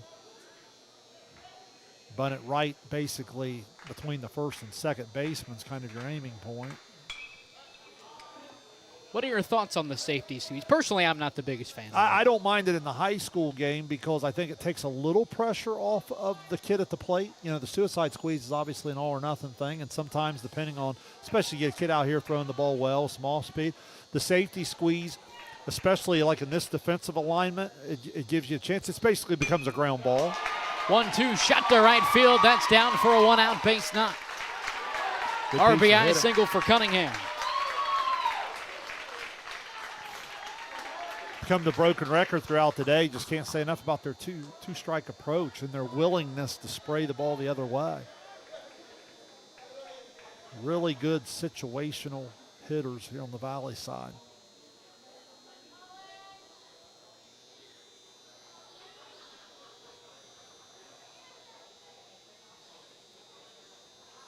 And a pinch hitter here in the 9 spot.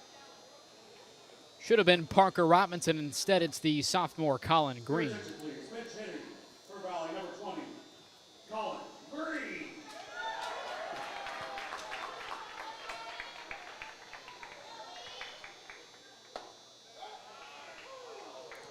So we'll await to see the defensive alignment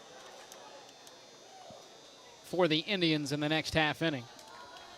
Good to see who is running down out of the Valley dugout to the bullpen there. On the season, Green batting 160. He does have one double.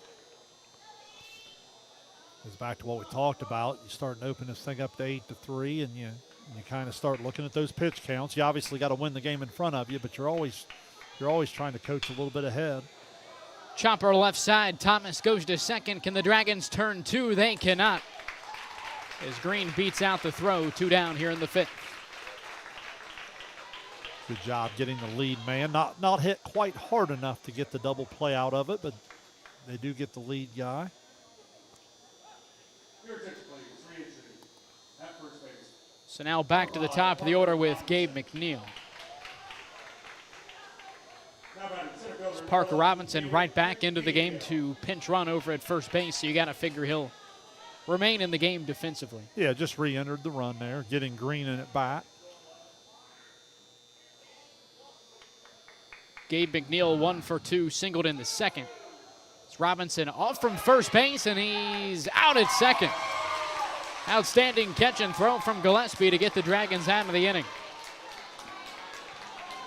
Great play from Thomas there on the scoop and tag. Indians bring home 2 more. It's 8-3. Top of the 6th when we return here at the VA. You're watching Ohio High School District Tournament Baseball on Southern Ohio Sports Authority, presented by Ohio Health. Richard. Countless nights in the garage. 8 shiny new pistons. 1 very happy 16-year-old granddaughter. And 2 years since starting cancer treatment at Ohio Health.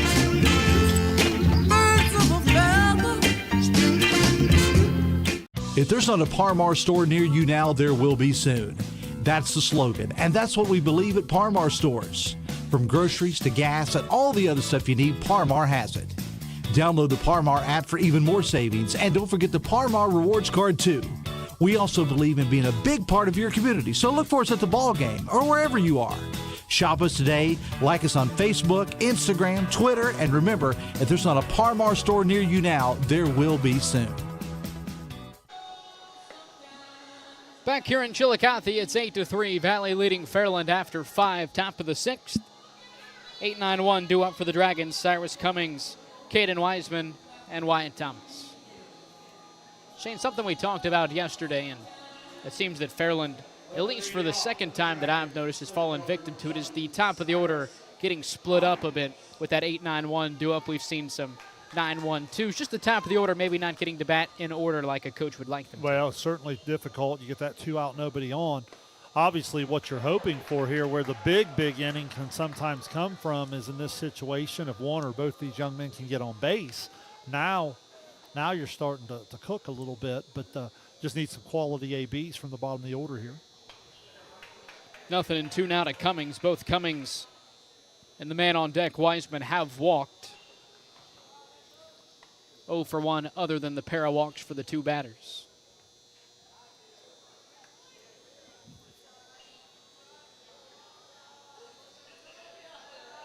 Barnett ahead in the count, 0-2.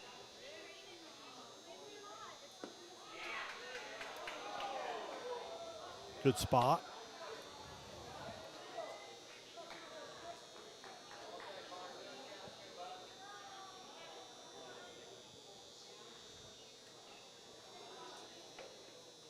One, two, swing and a miss. You mentioned the top of the order getting split here. Now they're down to 5 outs, needing 5 runs. And again, that most likely will be the last opportunity for the top of the order. So this becomes a really, really big at bat for Wiseman, just trying to put a base runner out there for the top of the order and to kind of save him an out to play with. 3 strikeouts now for Nolan Barnett in relief. Can't say enough about Barnett coming in the spot that he did. Really, really difficult. Really picked his team up, and then once he survived that mess, he was able to really settle in and starting to cruise here a little bit.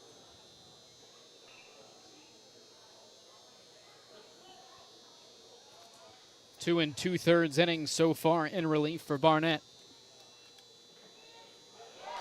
And back-to-back Ks if Robinson can come out from behind the plate and make the throw down to first, which he does, 2 away. Robinson been terrific all day. We've highlighted him, does a good job there, working hard. Gets the shoulders out in front to keep that ball from getting too far away from him. And then you see the great hustle, second baseman sprinting to the line to back up, right fielder sprinting the line. I love how hard this Valley team plays. Back to the top of the order now with Thomas. He's 1 for 2 with a walk, singled in the 3rd. That walk in the 4th inning did bring home a run, so he's tagged with an RBI. Now ahead in the count, 2-0 to Barnett.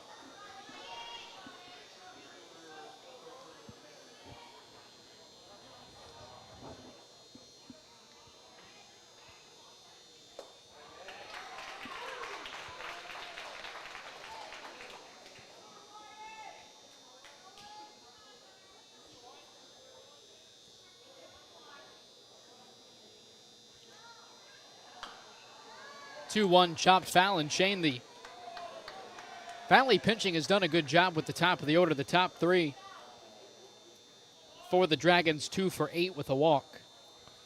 Yeah, you had the one bases loaded walk there, but you're right. A couple guys at the top of the order certainly had bat in hand with a chance to really do some things.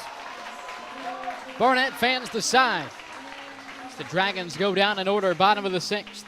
When we return to VA Memorial Stadium, you're watching Ohio High School District Tournament Baseball on Southern Ohio Sports Authority, presented by Ohio Health.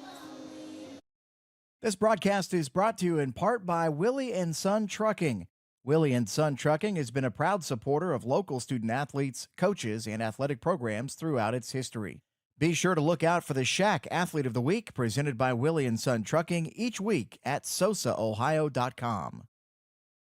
Since 1853, Tomlinson Insurance has been protecting families, farms, and businesses in our community. As an independent agency, we offer personalized coverage for your auto, home, farm, and business, plus health and life insurance too. And we proudly partner with Erie Insurance to give you peace of mind with reliable coverage at competitive rates. Tomlinson Insurance. Let our history be your future. Call us today at 740-773-4181 or visit us at tomlinsonins.com.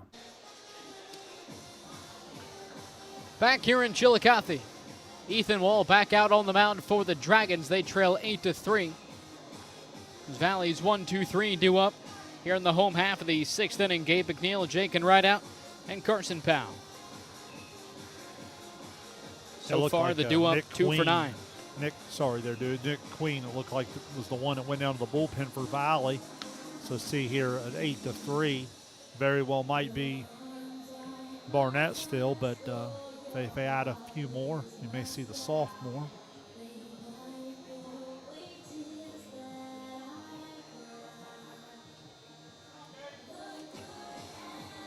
overall, the one inning's been the difference in the game there, and I felt like Fairland did a little bit of it to themselves, inability to make some plays. It's been a pretty good baseball game.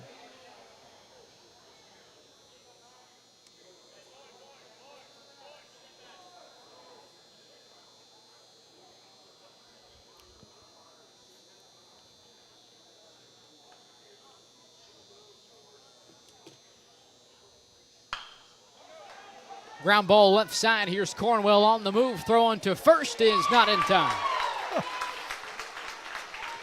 Some of that speed we've been talking about, Shane. Again, speed mixed with effort. I'll take that all day, every day, because that'll never slump. You know, when you run really fast and you're willing to run really hard, that travels every day, home, away, against any opponent. And that's been on display here for Valley for sure today.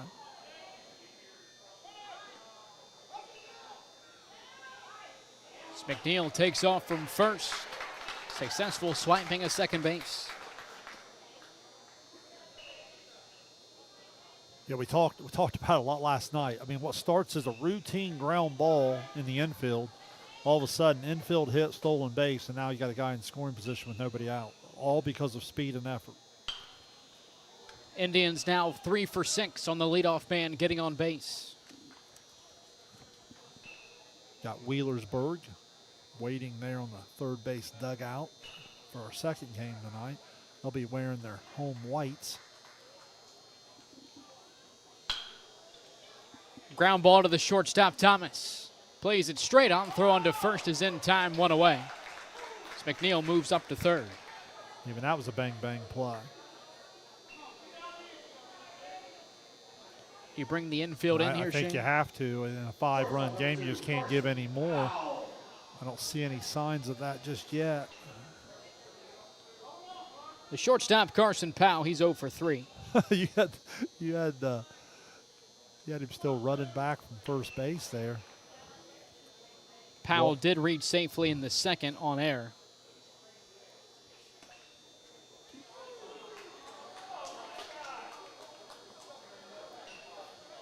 Right now, all 4 infielders seem to be pretty normal. Wall out of the windup, the 0-1.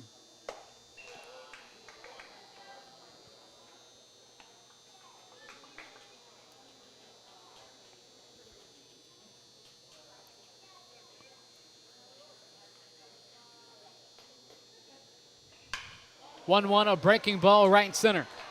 Cummings to his left makes the grab. McNeil tagging from third. No relay home. It's cut off by Wall. It's 9-3. Good at bat, good situation.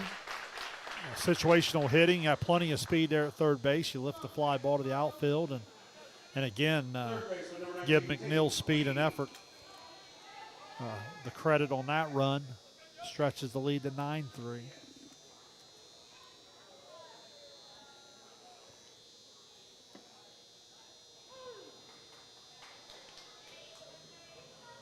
Now the shortstop, Tate Queen, he's also 0 for 3. He's grounded out, flown out, and struck out. Down on the count, 0-2.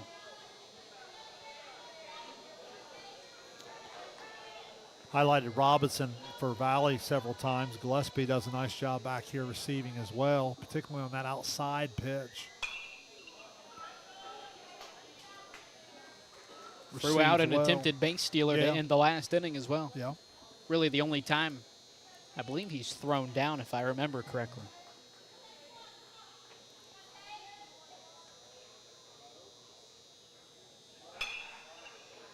Oh, 2 fouled off. I've noticed all the catchers now. We watched 4 teams last night, 2 more already today.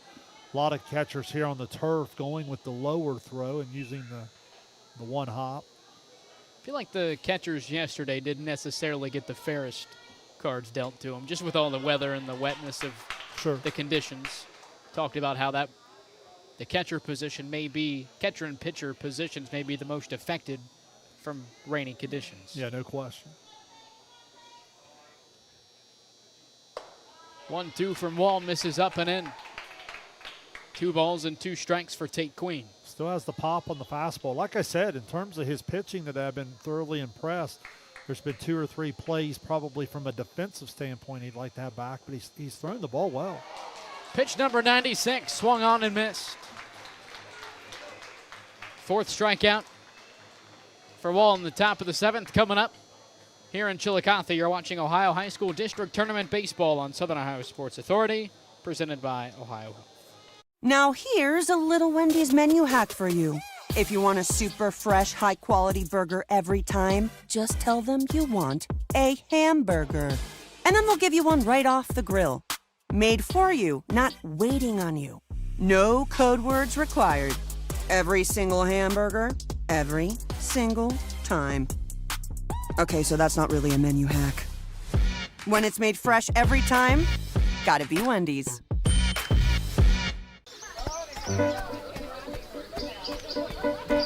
Mark. 6 months of training. 8 miles to go. A 3-way tie for almost last place. Look good in these shorts, right? And 3 years since he and his team at Ohio Health left cancer in the dust.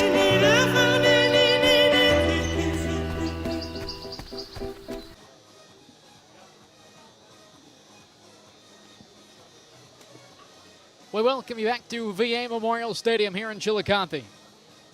Dragons now down to their final 3 outs. They trail by 6. Nolan Barnett going to look to finish what he took on in the middle part of tonight's game. Here in the top of the 7th inning.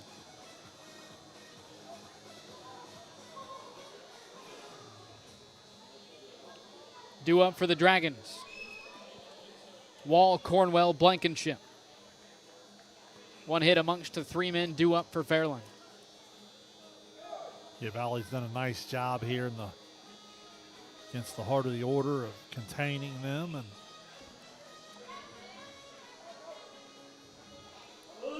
now just find themselves 3 outs away from playing for another district title.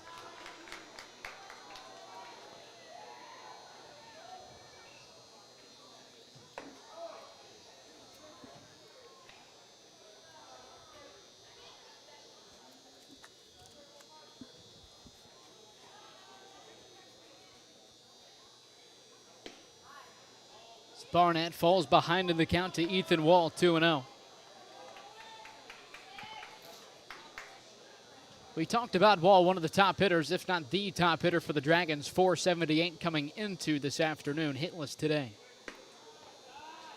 3-0 to Wall. Yeah, different type of at bat here. You're down 6. Obviously, you got to have a base runner. No one's hitting a 6-run homer, so you got to have base runners here. 3-0, swinging away. 3 balls and 1 strike now for Ethan Wall.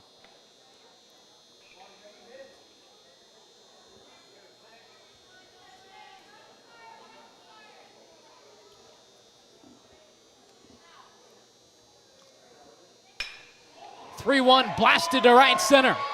McNeil and Queen giving chase. And it's over the wall. Big fly for Ethan Wall, his 3rd of the season. Yeah, gets a 3-1 pitch he can handle and puts a good swing on it, and still a little life here in Fairland. We said last night we don't play a time sport, so Fairland's going to get their 3 outs here, and certainly that's a nice start. Get a little juice, a little energy into the dugout there, and see if I can spark something.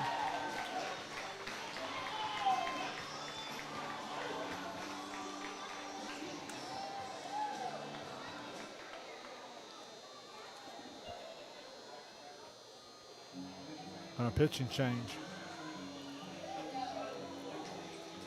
Pitching change for the Indians. We'll take a break. It's 9-4 Valley.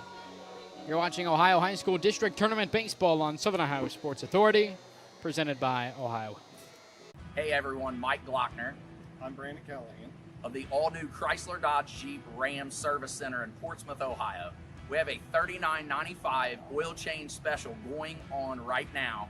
That includes a free tire rotation and free multi-point inspection. Schedule your appointment online at glocknercdjr@portsmouth.com. Glow Fiber is now in Ohio. And with gig speed fiber internet, we're keeping things real. As in real, reliable speeds. Real people who really want to talk to you. Not to mention, real simple pricing. Switch to Glow Fiber today to get real fast, real reliable fiber internet and your first month free. Glow Fiber is here. Welcome to Glow Ohio. Call 1-833-WANT-GLOW or visit glowfiber.com to switch today.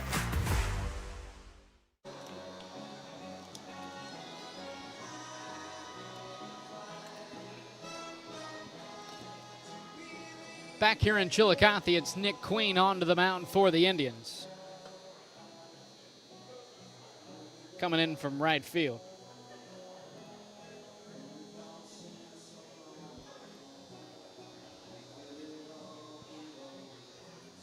Queen had been down to the bullpen, I believe, the last couple offensive innings for Valley, so certainly should be ready to go here. Going to have a 5-run lead, try to close the door for Coach Crabtree. Just the third pitching appearance of the season for Nick Queen.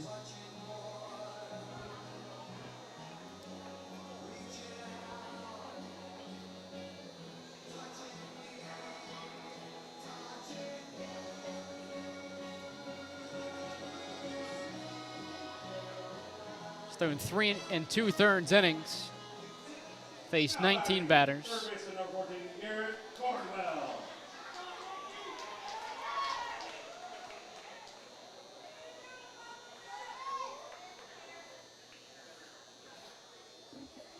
He'll face Garrett Cornwell.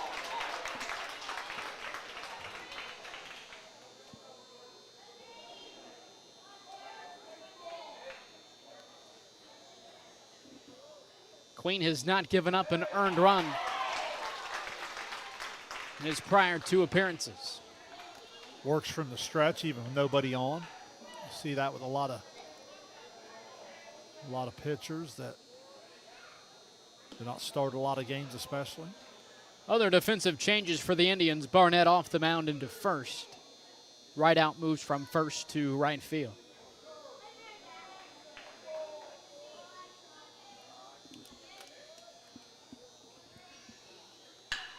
One-two chopper left side. Gloved by the third baseman. Queen throw onto first is up the line, but an athletic play by Barnett to make the tag for the first down of the inning. Yeah, well called by you. Very athletic play there, first base. Able to go get it and had plenty of time to find the runner. Right fielder number 1, Elias Blankenship.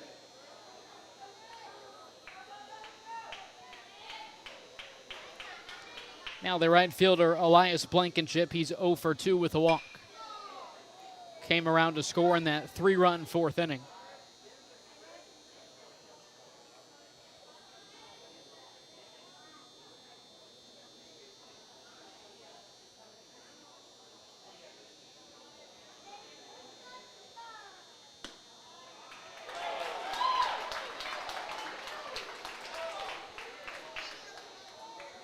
Think of the big swing from Ethan Wall there, Dewey. You go back to, he's up with the bases loaded back in that big inning, and it kind of shows you again just how incredible job by Barnett to come into that situation and contain the inning to what, 5-3 at that time in the game.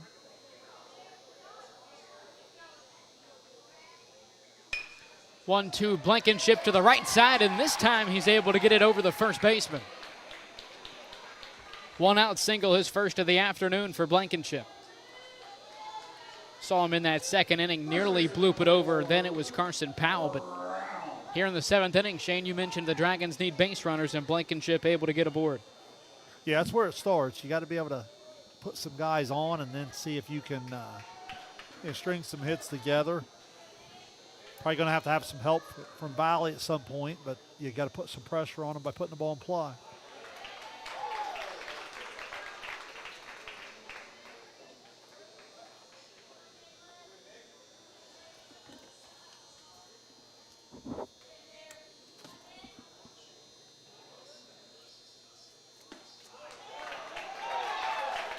0-2 to the first baseman, Luke Brown. Brown 1 for 2, singled in the fourth. He was hit by a pitch in the fifth. Job of Queen attacking the zone here. Now if you're Brown, you got to be able to put the ball in play. 0-2 bloop to the right side. Here's Cunningham to his left, and he'll let it drop. Ultimately to no effect. They'll just get the lead runner at second. And now with 2 down, it's Brown at first base.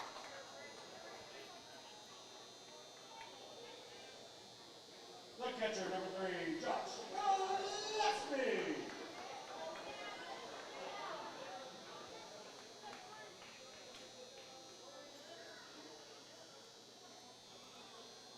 Now the catcher, Josh Gillespie.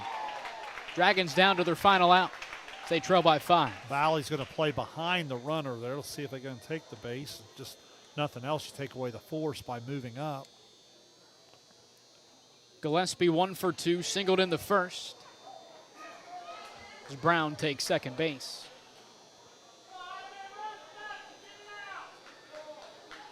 Also walked in the fourth. Most recent run for the Dragons. Actually, I take that back. Forgot about the wall just a couple batters ago.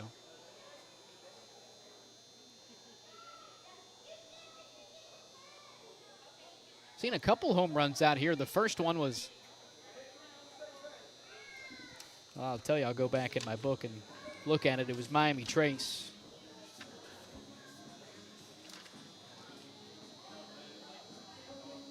Most Cam teams, Morton. I was going to say most teams, that there is that they'll, when you say the school, that lineup. You never know. You never know. There might be multiple guys. Yeah, Cam Morton hit a home run to left field. That was when the temporary fence was still up. So that's the first one I've seen with the new fence. Oh, he hit every bit of it. 1-1 to Gillespie, a cold strike, 1-2. Dragons down to their final strike.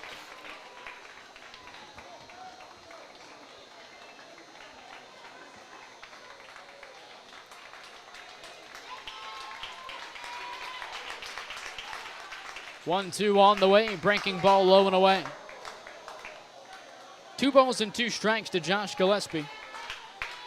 Luke Brown on second base, 2 down, top of the 7th, 9-4, Valley leading Fairland. Out of the stretch now, 2-2 from Queen. And on the heels, 3-2. Gillespie continues to compete, which I appreciate here. You never give the at-bat away. Play all the way to the end here. Try to get another base runner for your team. You just never know. Payoff pitch from Queen. Misses inside. Gritty walk from Gillespie, 2 men aboard for Chase LaPole.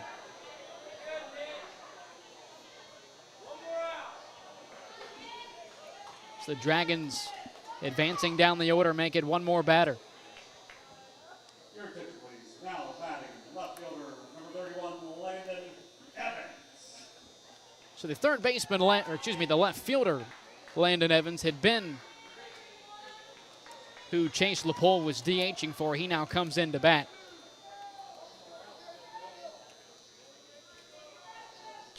LaPole was 0 for 3 with an RBI.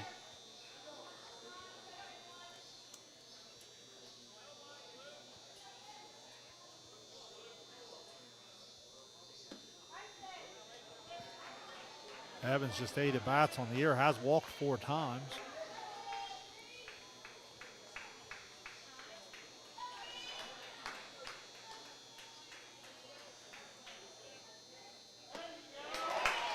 One and one now to Evans.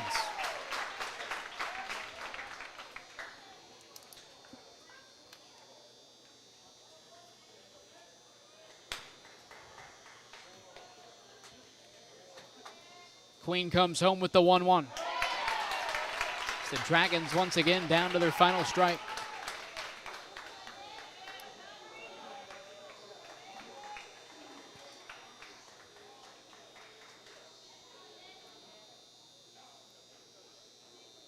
One, 2 from Queen. Breaking ball on the outside corner, called strike 3. The Valley Indians moving on to the district final this Friday. Congratulations, Coach Crabtree and his Valley squad. didn't have to play a perfect game today, but man, they play hard. I really, really enjoy how they go about. They play the game the right way. They have great athletes, and they play with great effort, and certainly going to be a tough out for whoever awaits them there in the district championship with a trip to the Sweet 16 on the line. 9-4 final here in Chillicothe. The Valley Indians moving on to the district final this Friday, 4 p.m. first pitch. Down in Athens at Bob Bryn Stadium, they'll have the winner of Wheelersburg and Williston. That game up next here on Southern Ohio Sports Authority, presented by Ohio Health. We'll take a break. Once again, 9-4 Valley victorious over the Fairland Dragons. You've been watching Ohio High School District Tournament Baseball on Southern Ohio Sports Authority, presented by Ohio Health. Richard. Countless nights in the garage. 8 shiny new pistons. 1 very happy 16-year-old granddaughter. And 2 years since starting cancer treatment at Ohio Health.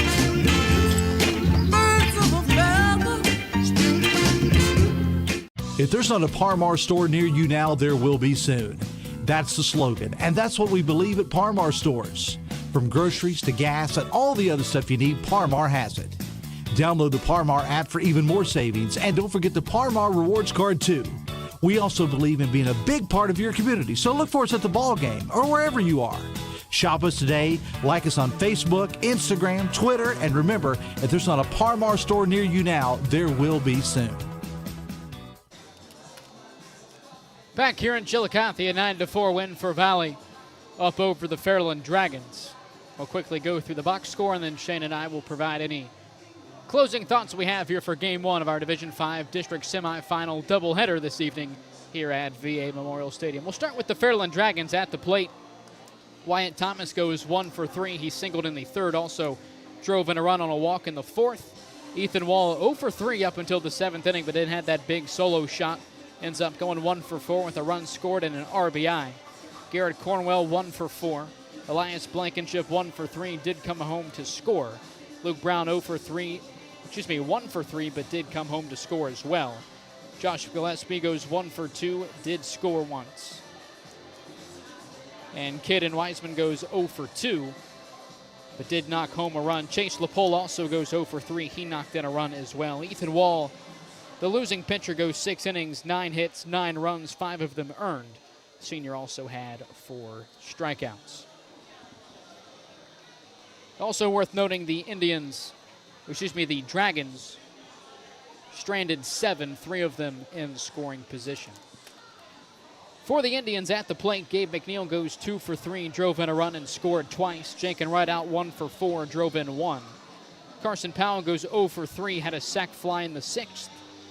Nolan Barnett goes 2 for 2 and scored twice. Nick Queen 2 for 3, knocked in a run and scored twice. Brady Haynes 1 for 3, knocked in 1 and scored. Hunter Cunningham did the same. And the winning pitcher this afternoon for the Indians, Nolan Barnett, 2 1/3, 2 hits, 1 run, 5 Ks. Jaken Rideout also had an outstanding start, 3 2/3, 3 hits, 3 runs, all 3 earned, 3 strikeouts. Nick Queen did a good job coming in to slam the door as well.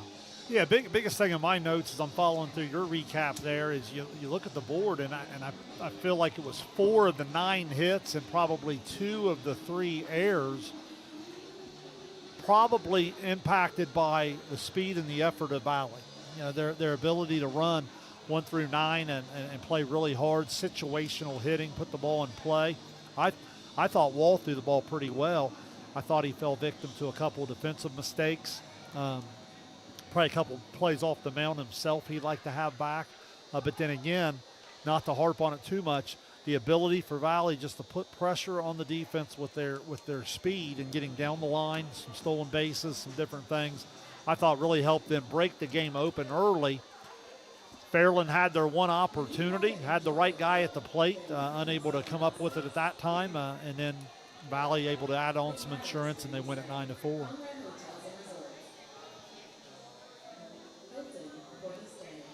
So as we mentioned earlier on in the broadcast and right at the end of the game, Valley moving on back to the district final where they've been accustomed to over the last handful of years. They'll have Wheelersburg or Wellston, the winner of this next game, at 4 p.m.